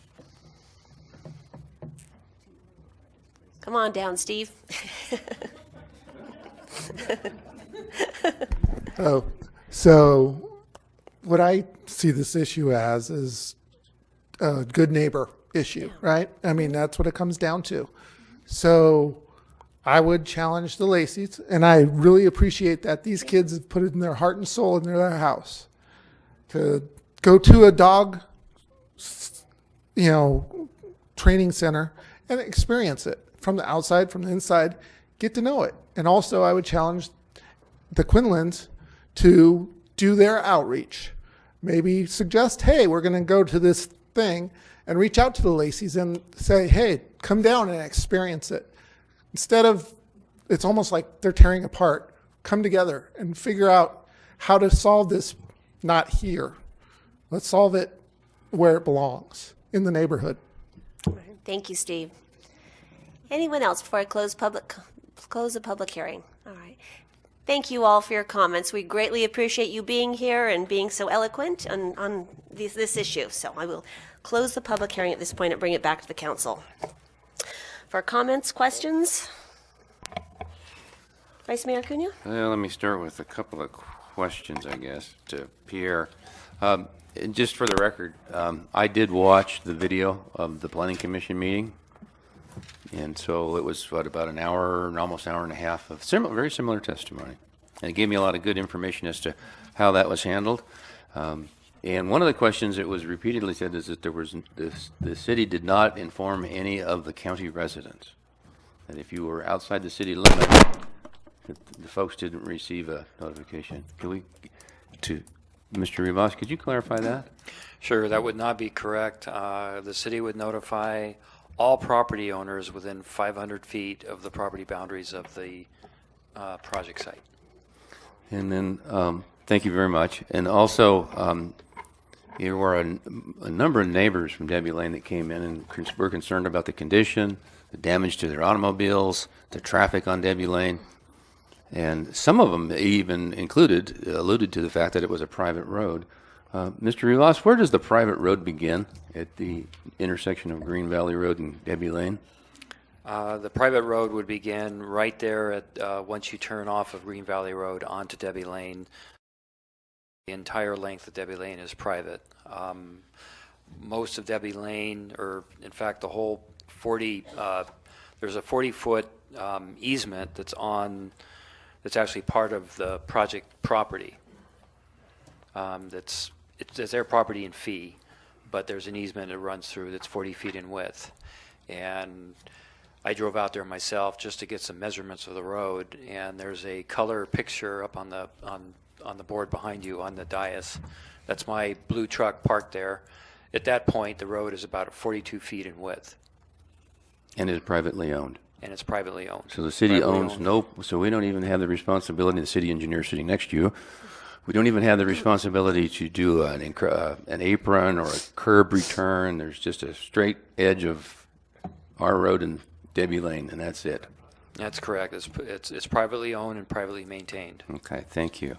And I want to mention that Mr. Clarici might remember, but I have spent significant time and money at Kensco. I still have plumbing in my house from Kensco, and those guys were awesome. Yes. And they were busy.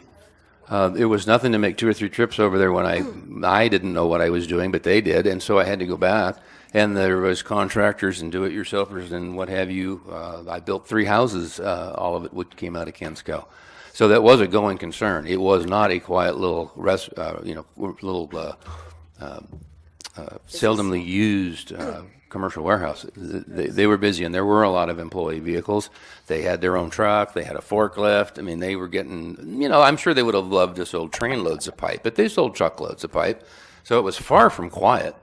And this process, I don't know if you want me to just make comments, or would you like me to just stop at this point? But I want to just Go for it. Go for Go it. for it. Thank you, Madam It's Mayor. it's America. She's a You good can mayor. make comments all you want. And so I want to take, just a moment and say that I think the Planning Commission and what I reviewed, they were fair and impartial. I didn't see anything where they were dismissive of anybody, whether it was a resident or anyone that was the McClellans or any of their advocates. I felt that the Planning Commission can be commended for the job that they did back in August 21st, I think it was. Then the other issue of getting an empty building occupied. I took the liberty of driving around it on Sunday and hadn't quite finished my staff report yet and could see where there had been a lot of issues with homeless there. And that was confirmed when I read that in the staff reports and in the applicant's report. So it is indeed good. And I'm very glad to hear that Mr. Smith is actively working on Spanky's. That building is probably next in line for needing improvements. There's been a tremendous investment by the credit union, by Rayleigh's, by Wells Fargo, by El Dorado Savings to improve all of those corners. Now it's Spanky's turn. So I look forward to seeing Mr. Smith bringing that in. And it's good that this building is going to be put back to use. It was very clear in reviewing the Planning Commission meeting that Ann had, that one of her comments was she could be as many as 3 to 5 years before she would be really considering doing outside classes. It was very obvious that she had a phasing in mind for this business, just as it's illustrated behind us this evening. And in that phasing, I think that gives us an opportunity to allow our planning director to have the opportunity to work with the McClellans and work with any concerned neighbors and review this project as it moves forward. It's very clear that they want to start out using that 6,000 square foot warehouse for indoor training. She talked about in a nice spring evening maybe going outside in the future. So I see plenty of opportunities for this to succeed and plenty of opportunities for this to have the proper reviews. And I don't think that there's anything at risk. It's unfortunate, and I think Mr. No said it best, that this is a neighbor issue, that the Lacey's had to go through this. I don't feel that where they're located and where this is at, given that there's a body shop there, and this has been traditionally a busy commercial area, that this is going to be significant. This won't pass the Kensko operational numbers. I'm confident of that. And if it does, the McClellans have recognized that they need to make that site work. So I had one question for staff, and that would be to confirm that we have a restriction that would not allow any access other than for an emergency from Debbie Lane. Yes, I would direct the council then to condition number 11. It states Debbie Lane Gate will remain locked and used for emergency access only. Okay, thank you, Mr. Rivas. And, then we've heard again, and I appreciate the applicant talking about the odor issues that their industry faces. And staff had given us some suggestions, and just to make sure that we have it very clear, the simpler of the two suggestions would have been their recommendation number 14, which would basically says no odors are allowed to go off-site. And given what Ms. McQuillan has described, I can't see that possibly happening. So that would be my comment on that. And then I would add a condition that the planning director review the operation before it expands into phase 2 and verify that it's in compliance and there are no impacts. So let me clarify, Vice Mayor Acuna. Are you saying that you are in favor of leaving the time at 7 o'clock, but allow for phase 1? For phase 1, but then allow the business to get up and running, and then have the planning staff visit that, and at that point extend. What would the process be to extend the time frame? Well, didn't they ask for 9 o'clock? No, then if they came in on phase 2 and they want 9 o'clock, and that's weekends. That's weekends. And that would be for indoor. Right now, we're talking about indoor training, the 6,000 square foot warehouse. Right. Why couldn't that? Could I absolutely inject something here? I'm not sure that and maybe I misunderstood Ann when she said something to the fact that you were going to ask for outdoor use, now? I mean, you were going to ask for, because you wanted to have full use of the property that you're paying for? So are you asking to change that to phase one instead of? Yes. So for a couple of reasons. Right now, we're paying for the yard and the warehouse.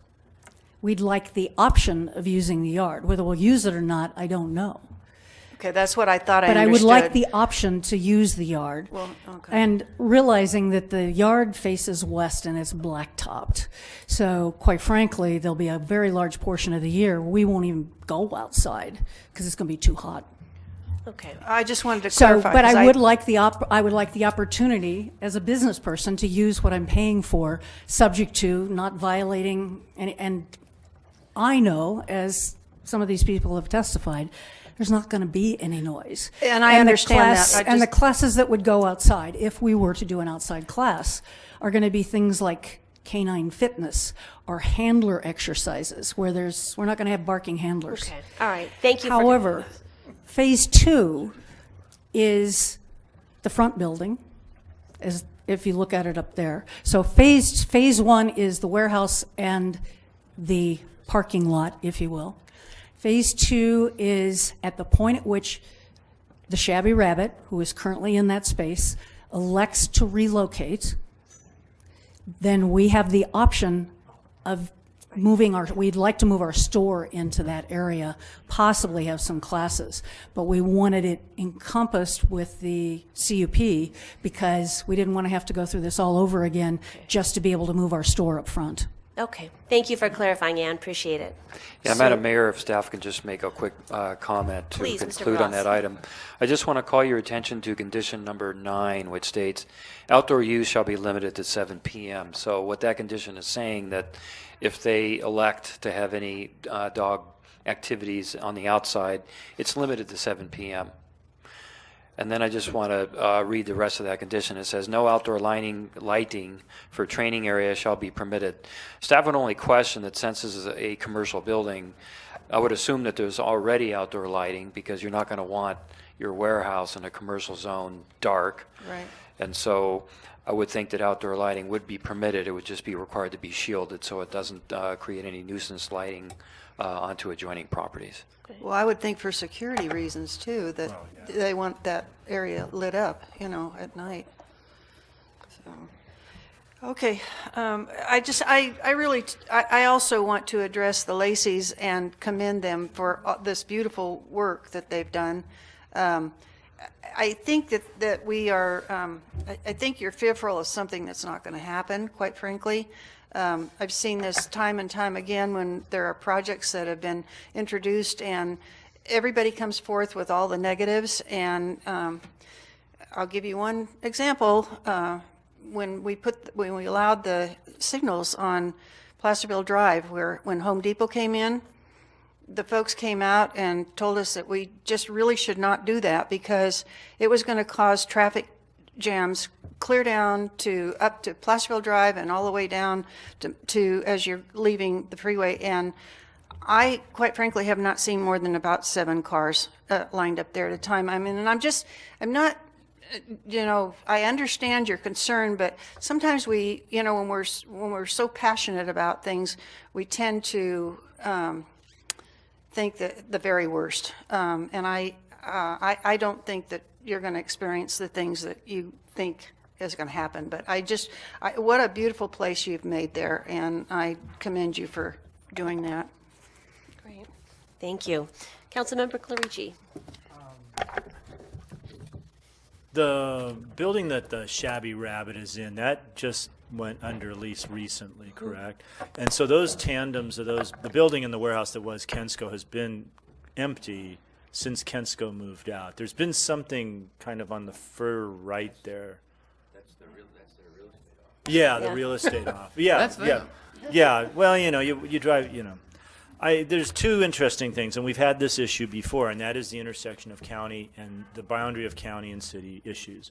And frequently, like when we were rezoning some city properties that butted up against county, the residents in the county kind of looked at us and said, well, what are you doing? I mean, and we're saying, well, we're just doing what we always do here. This is city property. It's zoned a certain thing. That was when we were doing the overlays for the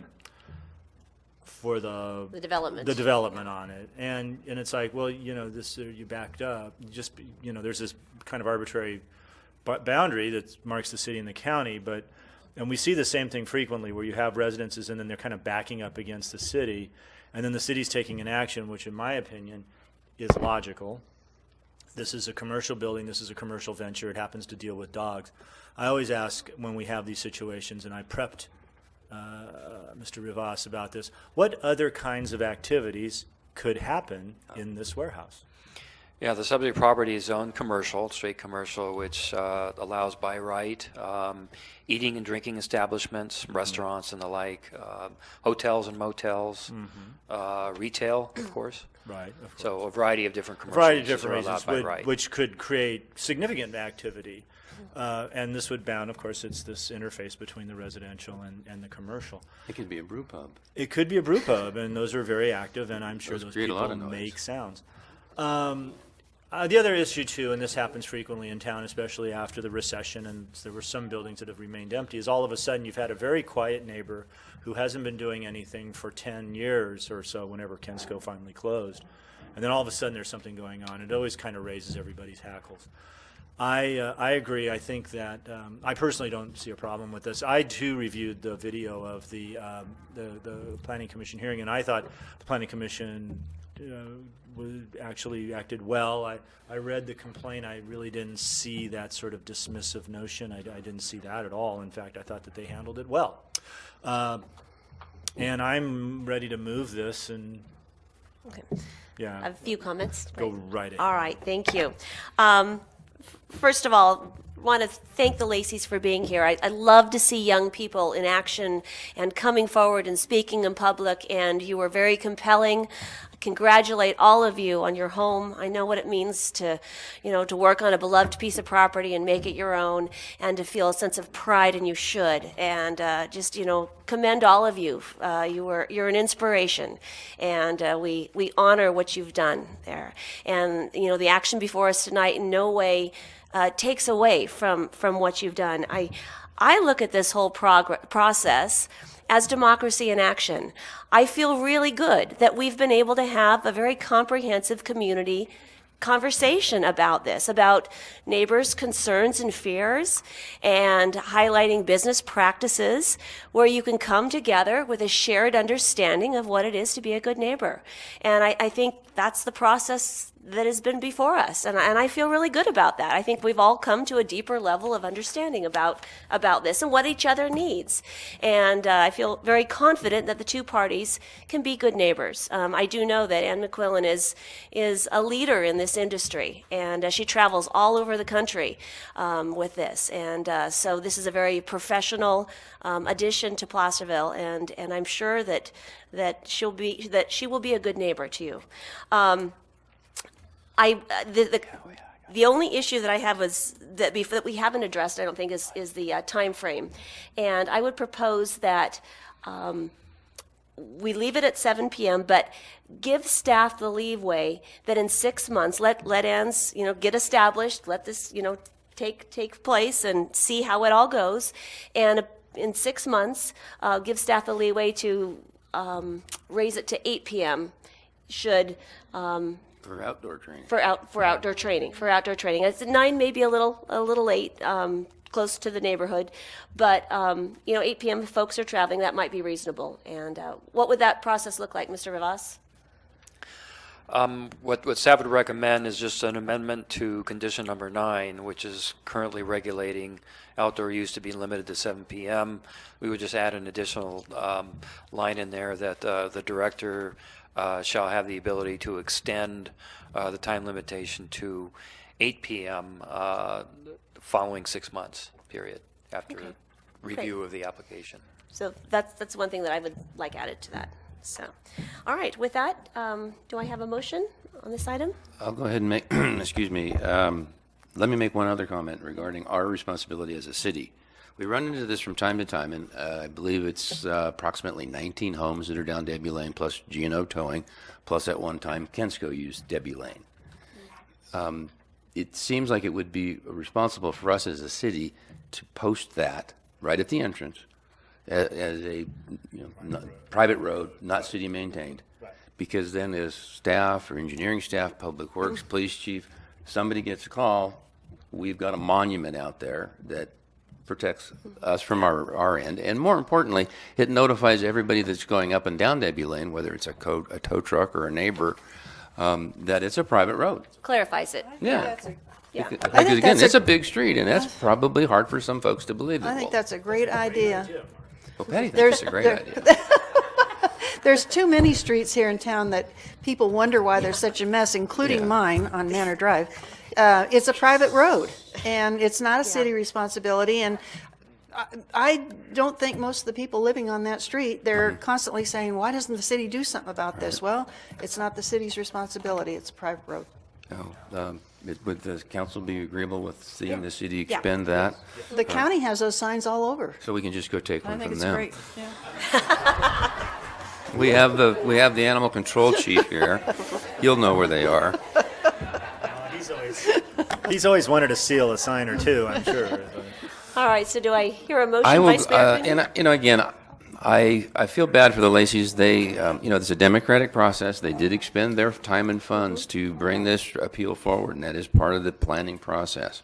But I do believe that all sides have been heard, and this has been considered in a reasonable and respectful manner. The traffic issues and what have you, I don't think they're going to have zero impact on Debbie Lane.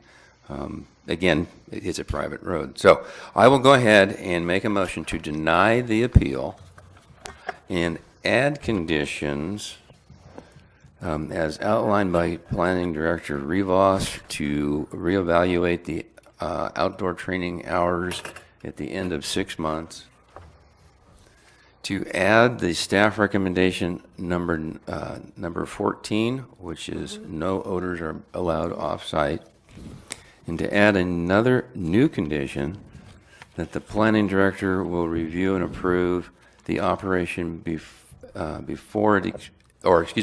review and approve the expansion into phase 2 for compliance and confirming that there are no impacts with the operation. I will second that. All right, we have a motion and a second. All those in favor signify by saying aye. Aye. Aye. Opposed? All right, motion carries. And thank you all for your comments and working through this. We greatly appreciate you being here tonight. Yeah, we'll take a few minutes break and let everyone. Thanks for being here. You can leave the dogs. The dogs are all well behaved. Just leave the dogs.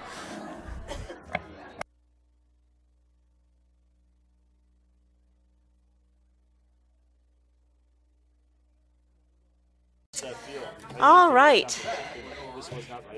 Thank you all. Where is everyone? Thank you, Chief.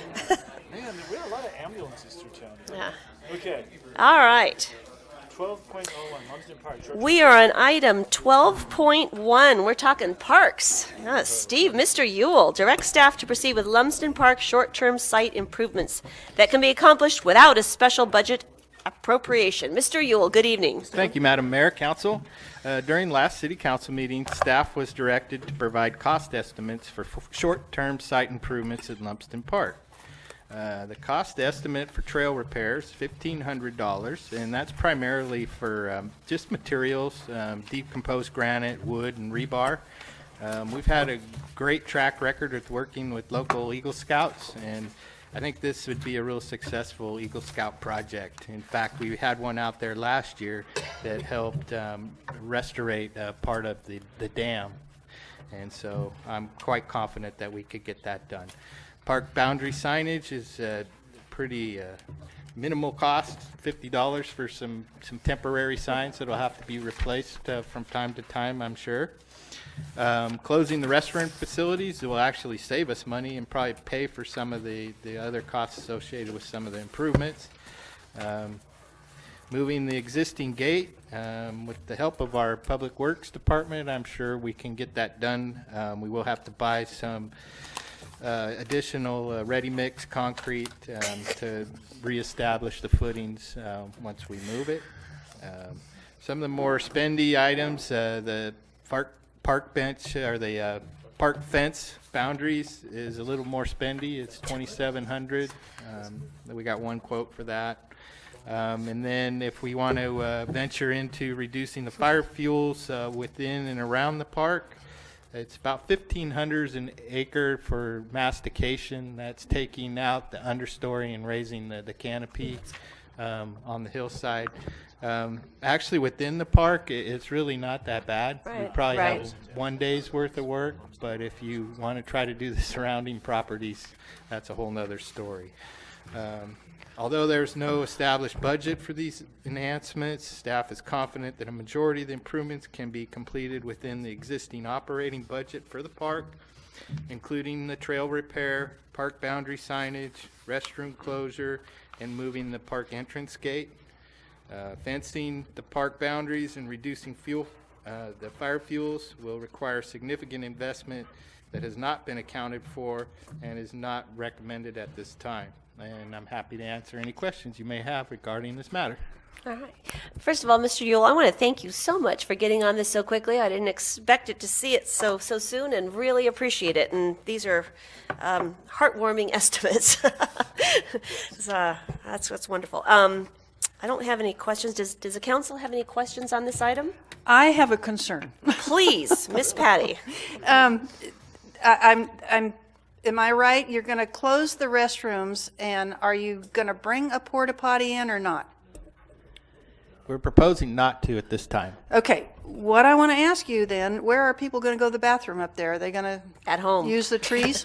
They're going to need to go home, so we'd be treating the park more like a neighborhood park as opposed. Sort of like the one we have up on off of Benham. Yeah, Duffy Off Park Duffy would be an Park, yeah. Duffy example. Park. Orchard Hill Park would be Okay. another. Okay. Yeah. Any other questions at this point? No? All right. I'd like to open for public comment. I know we have a Park and Rec Commissioner out here. All right. Actually, I'd like to come on up, Jackie. I do have a question for you. First of all, thank you so much for serving on our Park and Rec Commission. We really appreciate it because I know you've wrestled with Lumsden Park for a while, as have we. What are your feelings on the scope of work presented here before us? We as a commission support the scope of work. We had a pretty extensive conversation about this, talking about things. Of course, there are problems out at Lumsden, but a majority of those problems are not actually in the park. So we didn't see how closing the park was going to solve the problem at all. So, you know, we looked at the short-term, long-term.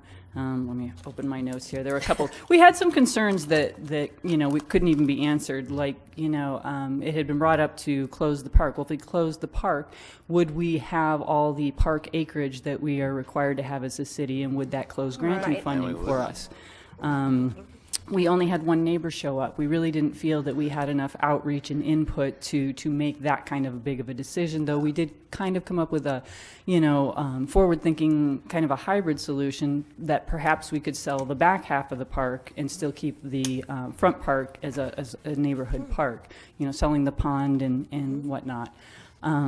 So those are some of the things that we talked about, and yes, we as a commission support the recommendations. Great. Thank you so much. Really Mhm. appreciate it. Yeah. All right. Any other public comments on this item?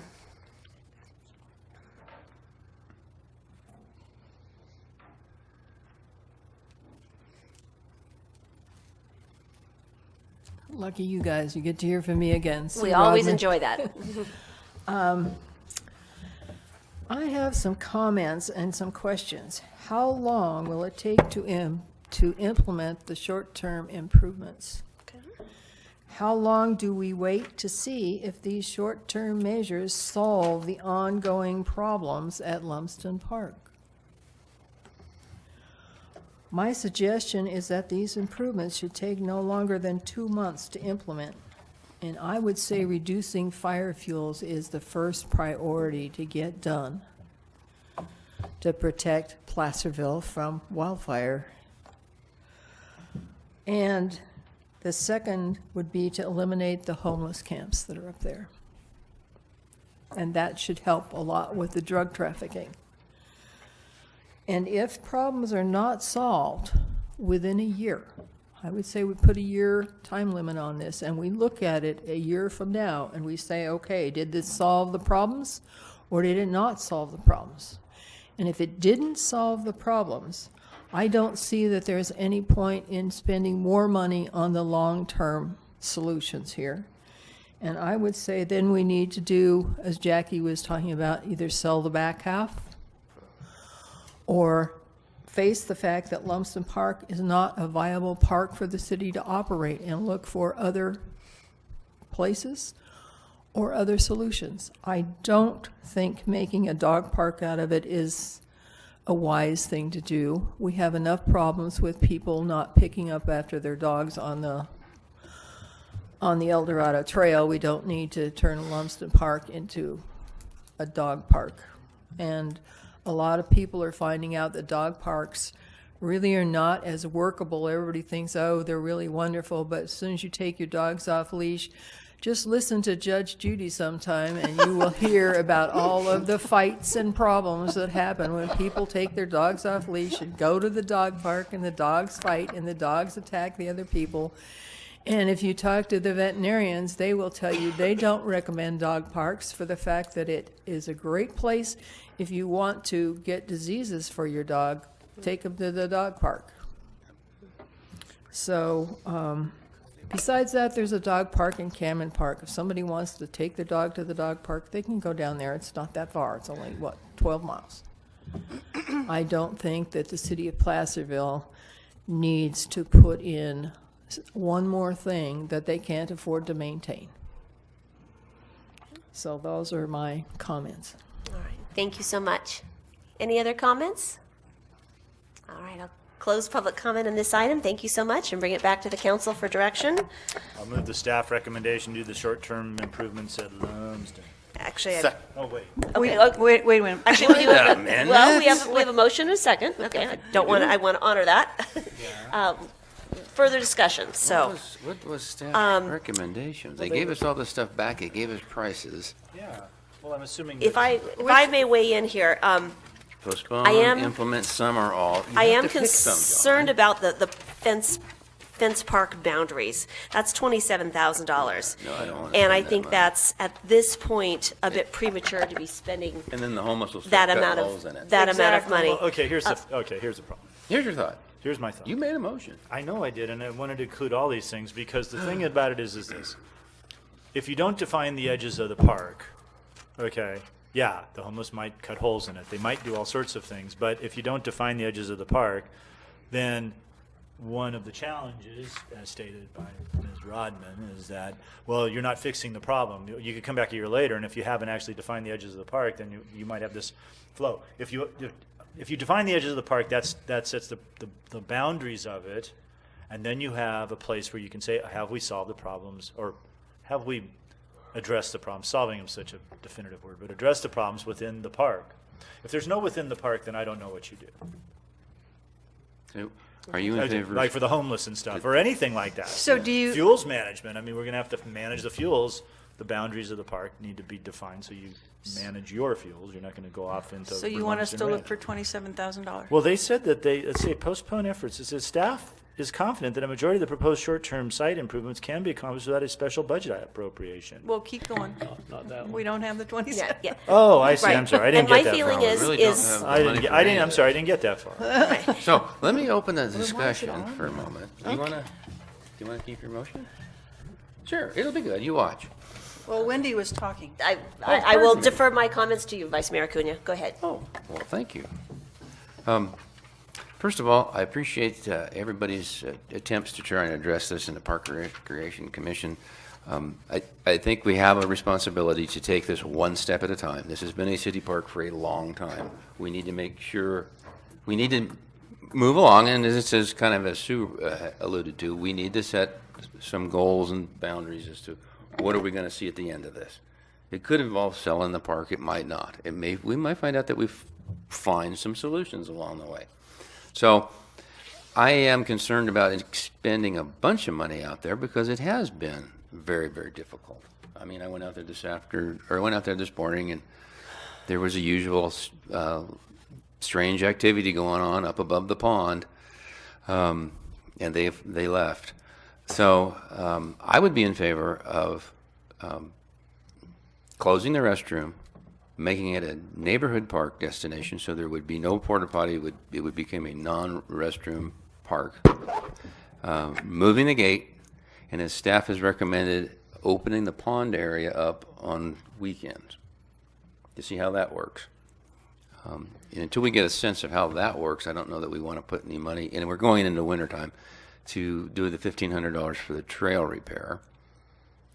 And then I certainly would, as owners of that property, we have a responsibility to do as much fuel reduction as we can. Again, going into the winter season, we might be able to get a Growlersburg crew out there to assist with the mechanical I clearing think we work. ought to bring in the sheep or the goats. Or, we need some tall goats, though, because they need to trim up. But so I want to just kind of, and you just set a tempo so that as we move forward and the next step becomes clear, we've got some evidence as to what we've done. If it, you go ahead and say, oh, we're going to close this park, there's liable to be a whole uproar of folks that. We're not going to close it. I don't want to close it. I don't want to close the park. Yeah, and I don't. Yeah, but I want to also make it easier for the police and public works, who are spending a bunch of time out there. Last month we had $1,500 worth of damage in the restroom. Is there any way that we could put cameras out there? You'd have to have a Wi-Fi or hook up a phone Is line. there any kind of? I mean, I haven't. The chief's going camera. Gone around. He'd rather have a patrol car. Chief is shaking his No, head. I don't know what kind of electric lines or whatever is required. I'm serious. If you want me to answer, you can put cameras anywhere. It's going to be an expense, and it's going to be more than a couple $1,000s.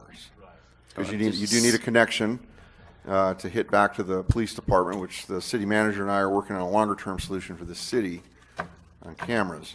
We can put the cameras out there, but it's going to be a bigger expense. Yeah. Okay, but I mean, how much expense have we already expended? So that, and another thing while we're talking about this, I wanted to ask you, Chief, is what about drone usage? Do you have, okay, tell me about drones and whether. That's a bigger conversation here, Patty. Is it a bigger conversation? Yes. But you know what? Honestly, for all the areas that and I know, well, I'm off the subject, but for all the places that we have, our trails and everything, I think it might be something that we need to consider. I keep getting emails and I keep seeing about usage of drones. All the examples that I have seen have been in the bigger jurisdictions and in the bigger cities. And I went to actually a conference where I had a presentation on drones from a bigger jurisdiction. And I did not see any use for us to have them in Placerville at this point. You don't think they would help to look in the trees? Regarding Lumsden Park, if I can just mention, I was talking here to the finance director. We need to deal with the property that's above that, which Pierre and his staff are doing that. And I think we'll have a better reading on what the problem is at Lumsden Park once that's abated above it. Because so much of the problem, it's not really the park, Right. it's the property above it, which is private property, which those property owners, and like I said, Pierre's staff is actively dealing with this in a code enforcement case, needs to be dealt with. And I think then, over the winter, maybe going into next spring, once hopefully that process is complete, we'll have a better idea of what the problems are at Lumsden Park. If that makes sense. Well, that would change this whole thing then. Yeah. Yes, it would. The adjacent property is Lumsden Ranch? Yes. Yeah. Okay. Exactly.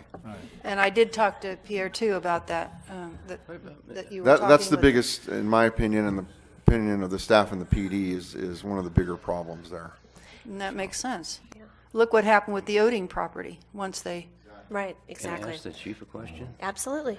Chief, I drove out there this morning and took a look at it because Steve and I have had discussions about the moving of that gate and what it helps and what it wouldn't help.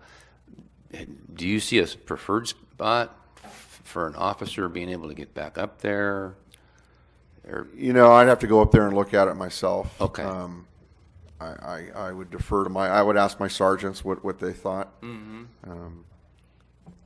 it would make sense. There's parts of me that think a gate is going to keep some of the people out, but a lot of the transients are on foot. And again, some of them come from the top as well. Right. So. I quite frankly don't know about moving the gate. if you move the gate, the park is open. The play structure is now open all the time. Right. So, and we would have no restrooms, so the lawn area, the little picnic area and the play tot lot would be open to the neighbors, just like Duffy Park and a lot of these others. The gate would be there to control the access Any further? to the pond and to then the Shapiro property that goes their access through there. It controls the driven access. Yeah. It won't control the foot. And my And understanding is. nothing we do out there is going to control Which the my foot guess traffic. is that's the major problem is these people are not driving up the road. I mean, having a gate there's probably not a bad idea, but the idea that it's going to mitigate and reduce the activities around there, I think is a Although my understanding is that the nuisance behavior in cars Is- takes place in that upper portion. Oh, yeah. Oh, that's a little more hidden by the pond, and that Yes. by bringing that down Yeah. closer to the They'll have to residents, walk that up may there. deter some of that bad behavior that is accompanied. They can park and then have to And walk then up walk there up to and- become a yeah. nuisance, Well- rather than just being able to drive there and be a nuisance. The bad behavior in the cars. Yes. Yeah. And I see Lumsden Park as a fluid issue. I don't think we're there yet as far as what the long-term plan is. And I'm in favor of the Could short. I ask Commissioner if I could ask our Recreation and Parks Commission to? And you hear us discuss Regarding the gate, that suggestion actually came from your local residents who look over the park and watch that, and we agree that moving that gate could be an important. It's obviously not going to solve the problem, but could help with that park. You think it's a good idea? I definitely think it's a good idea. Great. Is there- Thank you, looking Jackie. down- Appreciate it. Oh, thank you, Jackie. Is there anything else, Vice Mayor Cunha? Well, I think if I would certainly support Councilmember Clarici's motion, just minus the expense of the fence to $27,000. Well, all those other items. Well, would we be have a good. motion and a second on the table. Would you like to amend your motion, Councilman? Well, yeah, because obviously we're not going to build a fence, which I was really excited about. 27,000. Yeah, okay, I get it. Yes, I would like to move the staff recommend. Well, how about the $1,500 an acre for the? How about the brush clearing part of that? Is that within our budgetary horizon? I think that's a must. Well, Yeah. well, I think a fence is a must, but we can't afford it. So the $1,500, and that's what 5-6 acres. So we're talking about four. So we're talking Four. $6,000. And that's including the streets and the pond. And Well, thank you. Okay, but it's about $6,000, right? if they have to walk around the Potentially, pond, I can where try would to. the gate be at that If point? we can get Growlersburg, it'll be significantly less than that. Okay. And we don't need to do any real mastication within the park. The canopy's already been raised, so that it's just basically understory that we got to get rid of. Oh, okay. So Probably- that probably- number could come way down. Okay. Probably So- closer to 2 acres rather than 4 Okay, acres that actually need that work done, needs that work done. I'd be in favor of the 2 acres. Okay, I would move staff recommendation minus the fence. Does that seem reasonable? Yeah, that's an excellent idea. Thank you. Was Michael? Did I Michael would- Saragosa second that? I would second that. Most awesome. Okay. All right, we have we have a motion and a second on the table. So roll call, please. Vice Mayor Acuna? Aye. Vice Mayor Borelli? I'm sorry, Councilmember Borelli? It's a lot of vice mayors. Councilmember Can't have enough. Clarici? Aye. Councilmember Zaragoza? Aye. Mayor Thomas? Aye. Thank you so much, Mr. Very Yule, for all your work on Yes, this. thank you, Steve. Really That was a lot of appreciate it. work, and thank you. Look forward to these short-term improvements. That's You know, while we look I think for a the longer problem vision. with me is that, I was here when that was just such a great park, and was a it's great just place. so sad to see what's happened, and it just, that's why I don't want to close it. I think we Yeah. can bring it back. I really do. Incremental steps in the Incremental right steps. direction. Good. All right. Item 12.2, adopt a mitigated neg deck for the Mosquito Road Overlay Project. And Mr. Rivas, excited. I'm sorry. It's getting late. It's nice to see this project inching along. I think the Oh. engineers probably. So I'm the city sorry. engineer. Ms. Neves, good evening. Good evening, Mayor Thomas, Vice Mayor Cunha, council members. The proposed item adopts a mitigated negative declaration and mitigation monitoring program for the Placerville Station Phase 2 Park and Bus project. This item also proposes to approve the project and authorize staff to prepare and release a request for proposals for construction management services for the project. This does also incorporate the Mosquito Road Sewer Main Replacement Project as well as the Mosquito Road Overlay Project. The project proposes to construct a new park and bus facility directly adjacent to the existing 55 parking stall facility located at the intersection of Clay Street and Mosquito Road. The project will also include a replacement of a failing 6-inch water main, replacement of a deteriorated 6-inch cast iron sewer main, and repaving Mosquito Road from Locust Avenue intersection to the Clay Street intersection. Relocation of overhead utility poles is also included in the project. The project's original environmental document and review took place in 1999 and was appropriate and sufficient for the construction of the existing Placerville Station Park and Bus facility. However, the 1999 negative declaration did not address the necessary utility relocations. To address the relocations in the current project scope, a new negative declaration was prepared and circulated in anticipation of finalizing the project design.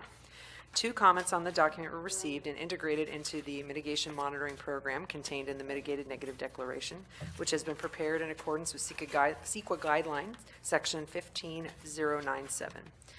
As final design is underway and this project is funded through a federal grant with council's authorization, staff will prepare a request for proposals for construction management services to assist in the workload to deliver construction of this federally funded project. As a side note for council's benefit, a supplemental project for Mosquito Road from Clay Street to city limits is being scoped and is scheduled to be designed this winter and constructed summer of 2019. This secondary project will be funded with Measure L funds and will include a water main replacement, minor sewer collection system improvements, and repaving of Mosquito Road from Clay Street to city limits. Staff's recommendations for this item are summarized in the report before you this evening.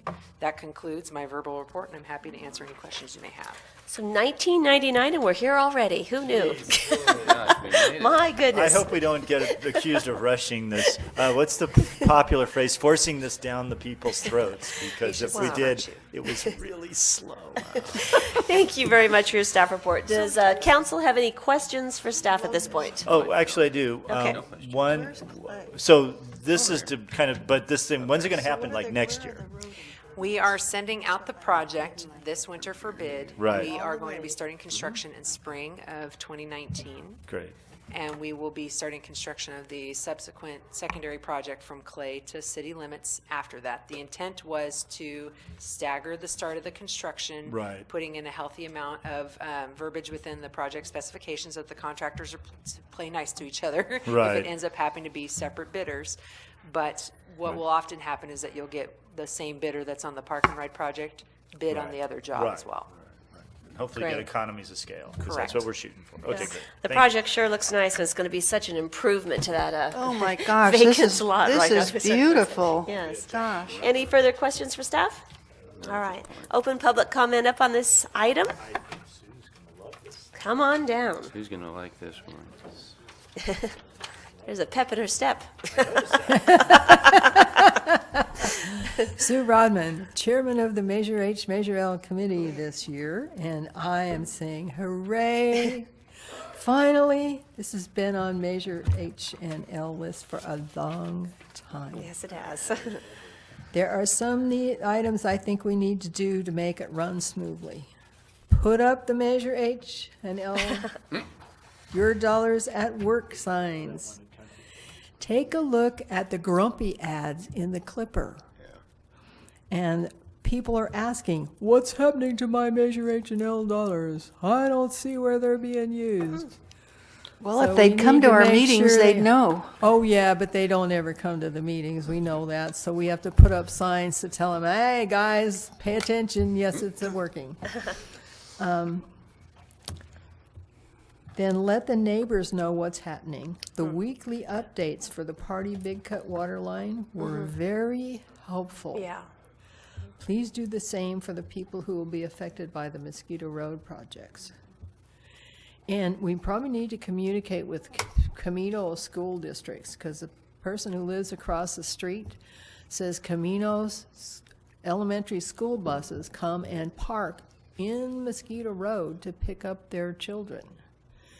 And he says the high school has it together. They use the actual bus stop, which he thinks is a lot safer. But Camino School actually comes on Mosquito Road and picks up their students. So he was thinking we probably ought to get a hold of Camino School District, and maybe they could use the actual bus stop too and be safer for their students. And then the other question that that I was asked was, how will this project affect the freeway entrance and exit?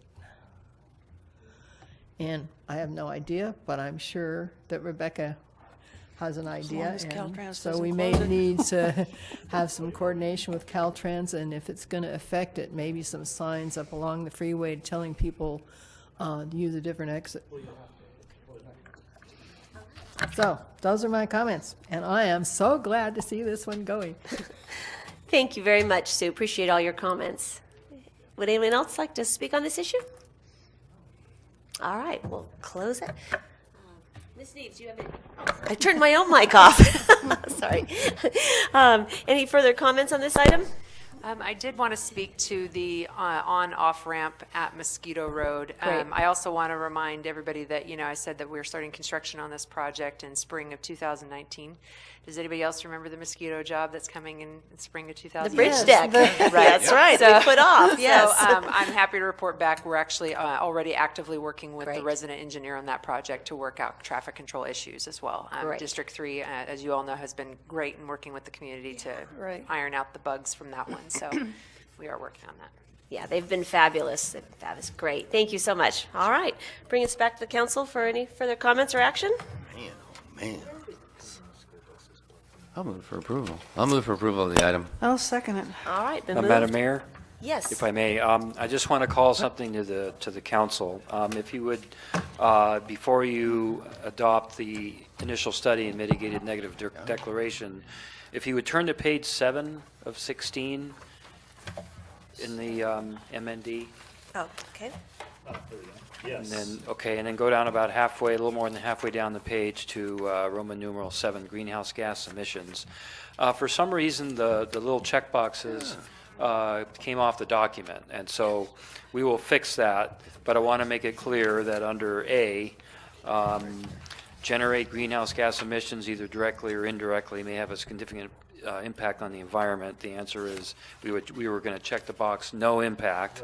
The nature of the project is to promote carpooling and reduce greenhouse gases. It's doing exactly what I think the state and everybody wants us to do. And then the second one is conflict with an applicable plan, policy, or regulation adopted for purposes of reducing the emissions greenhouse gases, that there also should be a box checked, no impact. And it's referring then to the response in A above. Okay, thank you. So, Vice Mayor Koenig, would you like to amend your motion to include those two checked boxes? I will amend my motion to include the corrections as noted by staff And a second. on page All right. 7. We have a motion and a second. May we have a roll call, please? Vice Mayor Acuna. Aye. Councilmember Borelli. Aye. Councilmember Clarici. Aye. Councilmember Zaragoza. Aye. Mayor Thomas. Aye. Great. And away we go. Thank you so much for all your work on this. All right. Item 12.3, authorize staff to take the following action to fill the vacant position on the Placerville Economic Advisory Committee. And Mr. Morris. Thank you, Mayor and Council.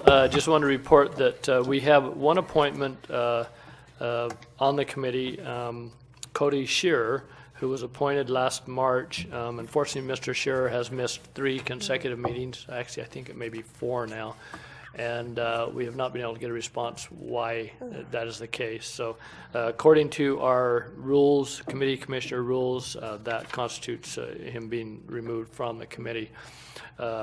So that position is vacant, which would have 2 more years from 2021 is when that position would end. That is a general member position, so a member of the general public could apply for that position. We also were notified at our last meeting that Deborah Miller has moved her office, her real estate office, from Broadway down to Placerville Drive. Unfortunately, Ms. Miller is the representative of Broadway Village Association, and therefore, as she has moved, she's no longer to serve in that position. I wanted to point out that Ms. Miller has been an excellent partner on that committee. She's been very active. She's currently the chair of the committee, and she's done a great job and wants to. She's expressed to me she really would like to continue to serve if possible. And so my recommendation is that the council consider appointing Ms. Miller to the seat that has become vacant due to Mr. Scherer's leaving the committee. And then Ms. Miller's seat, which is the Broadway Village seat, does not would expire in March of this year anyway. And so I would suggest we'll just leave that open until March, and then we'll recruit for that Broadway Village one as part of all the recruitments we do in March for committees and commissions. So Well, maybe I'll apply for that. There you No, go. just Give you kidding. something to kidding. do.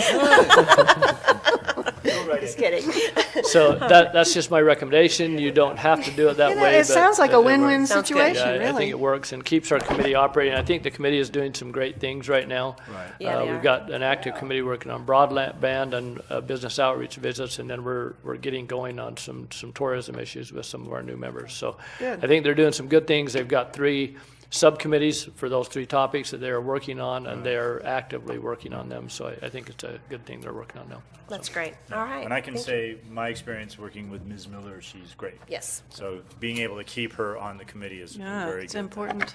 I will second that. All right. Any further questions by council? Any members of the public wish to talk on this item? No? Seeing no mad rush, I will close public comment and bring it back to the council for action. I move that we authorize staff to take the actions that they have, with number 1 and number 2. I'm not going to read the whole thing. It's easier that way. Do I have a second? Second. All right. All those in favor? Aye. Aye. Opposed? Motion carries. Thank you. All right. We are now done with city business.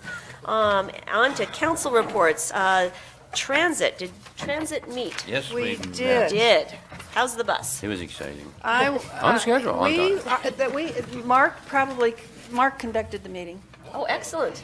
and I think it lasted 15 minutes. 22. 22 minutes. I think the biggest issue was that they talked about the free Apple Hill Farm Shuttle. shuttle. Yeah. And I tell And you, I I have have not never heard. seen so much publicity as we're getting on TV from all the TV stations about this shuttle. And I'm really anxious to hear how the first weekend went. Nice. I heard What from have you- guys drinking coffee. That it What was did the horrible. guys say? That it was horrible. Actually, there's one guy, and he's kind of a curmudgeon. Oh, we don't care That's about not it. necessarily a robust We study need and to hear survey. from Brian I have no Beerkamp. Robust curmudgeon. Brian, our supervisor, was going to go there and Yeah. early in the morning and supervise the whole thing. So I'm anxious to hear his report. So. It's certainly worth a worthy pilot program. Absolutely. Something has to be figured And it's out. something new, and we right. have to try it. and Absolutely. it's- yeah. The situation up there is And intolerable. then they talked about the upcoming changes to dial-a-ride service, and that's was pretty much it. All right. Thank you so much. And And the new computer buses, I don't know if I'm a commuter buses. I don't know if you got. Yeah, they're computer too. Have noticed, but we have 5 new buses in Oh, lovely. transit, so. fabulous. Transportation Commission did not meet. LAFCO had a Wisely. robust meeting. We did. We had a room full of fire department officials, and they didn't say a word. Oh, no. It's very surprising because we talked about fire district consolidation and what LAFCO's role would be in that. There were 3 supervisors in attendance. The meeting went about 3.5 hours. And we did hear from, which I shared the information with Cleve and with Councilmember Clarici, San Diego County is still going through this, and it's been almost a 10-year. They're not, I think, almost in their 10th year now. And I would have never thought you would think San Diego was, fairly prosperous, and they had a ton of the same issues that a lot of counties do. And the gentleman that did Could you tell come us real and brief speak, what you're talking about? this is for so fire district I can understand. consolidations. So all of the you have the haves and the have-nots out there right now Okay. in this county Okay. that are struggling because the county doesn't have the fire assistant fees anymore that they pay. So everyone has to survive on their own income levels. So and some don't, and some have tremendous excesses. So the gentleman that came and spent about 30 minutes giving us a presentation, he is actually the lead consultant, retired fire chief, that now is a consultant, kind of unintentionally, and has been guiding San Diego County through this process through LAFCO. Of course, their LAFCO budget is like $4 or $5 million, and ours is like $300,000. But Anyway, it's, as I said to the supervisors that were in attendance, the city has a role to play in it. It definitely needs to happen, but it is definitely at their house. It takes place at their level. So it will be up to them to, make the next move. It's a serious issue because there are some real inequities in funding. And districts that are, as Jose pointed out, they will fail, but they'll still exist. They don't ever go away. They just don't have any funding. Right. So you can't just kind of, we'll just ignore it and the money's not there. No, you have to address these issues. So you end up, Stay tuned. What I'm not understanding is, so what's being proposed? That they give us some of their... well, the question would be, Okay, so does for instance, LAFCO El Dorado take- Hills has a huge budget for fire. Little places like that, if I'm going to go South County, they're Very, very very, small. very minimal. So what are they asking? That some of that, they Well, share the wealth? They didn't ask anything. No. They sat and listened, which I was hoping I seriously wished we'd gotten a lot more input from all the fire, a lot of battalion chiefs and So a San couple Diego of other chiefs there. have they arrived In at San Diego, they created a county fire authority. Okay. And they go ahead and the districts apply to that fire authority. So again, this would be in our counties, they would have to become a fire authority. And they begin to address these inequities. And Just for information- providing base levels of service. I'm going to suggest that maybe you tell folks about the CSDs, that the difference, I mean, that we do have CSDs, we have city, we have county, that are all part of this. I'm not sure. It's a large people- issue. Yeah, it's a large huge issue. So, I mean, maybe More to people are come. wondering, about the districts, really. I'm going to ask Jose if he has got a summary so that we can see where he feels, where we're at from what we learned from the consultant and what he thinks the next step would be at LAFCO. Okay, that's a And I'll get that complicated for issue us. and It really one in is. flux, definitely. Well, thank you for attending on our behalf. SACOG. There's a board meeting Thursday. All right, and 2x2s, no 2x2. Requests for future agenda items. None? All right. City manager Sorry, and Madam staff. Mayor. Oh, yes, I do have something. I do have something for you. Wonderful. Hello. I would like to acknowledge, due to Council Member Zaragoza having been recently appointed to the City Council, that a vacancy now exists on the Planning Commission. That's right. This is an unexpired term ending March of 2021. Staff has initiated a recruitment for candidates beginning today, and applications will be accepted until Friday, November 9th at 5:00 p.m. Wow. As a reminder to the public, the Planning Commission meets every first and third Tuesday of the month at 6:00 p.m. at Town Hall. And the interview process involves the full council with all qualified candidates in the public interview setting. Information for this recruitment and the application can be found on the city's website. I have also, no, I haven't. Never mind. I was going to provide some applications on the back counter, but I forgot to do that tonight. So, but they are available for download on the city's website. Perfect. And that is all at this time. Thank you. Great. Thank you so much. Wow. You know, when we had our, the night that, when Michael was The night. chosen. It's his birthday. My suggestion to some of the folks who also applied, there were so many that were so enthusiastic and had great ideas and everything, and I suggested that perhaps they could apply for the Planning Commission. So we've got all their addresses. We gotta send them. All right. Well, thank you so much. As if you don't have enough to do right now during election season. But When did we thank you for doing anticipate this. the interviews taking place? The application ends November 9th, so it'll be after that. Yeah, A week after that or so. after the election. So, all right. Any other reports? I just want to report, I believe it was the last meeting, maybe the last couple of meetings, Councilmember Clarici has talked about Civic Lab with SACOG. I want to let you know that I am in touch with them, and we're working on putting something together for a potential project in Placerville. Excellent. So, Excellent. And actually, I'd like to, SACOG also started a student outreach thing to do like internships and scholarships for kids that are in high school, to like do summer internship programs down at SACOG to learn how government runs, and how process, and then get exposed to the kinds of jobs there might be in that area and whatnot. And it's funny because when they first put this out there, we want to get the kids. And I said, listen, can we do this for like schools? We don't want the usual subject for kids that have like 4.0 I don't even know how this works anymore. Like Yeah. over a 4.0 grade point average, which when I was a kid you couldn't do. And have everything in their resume. This would be really nice for kids that maybe aren't exposed to that sort Right. of Like thing. that. So it is specifically for what they call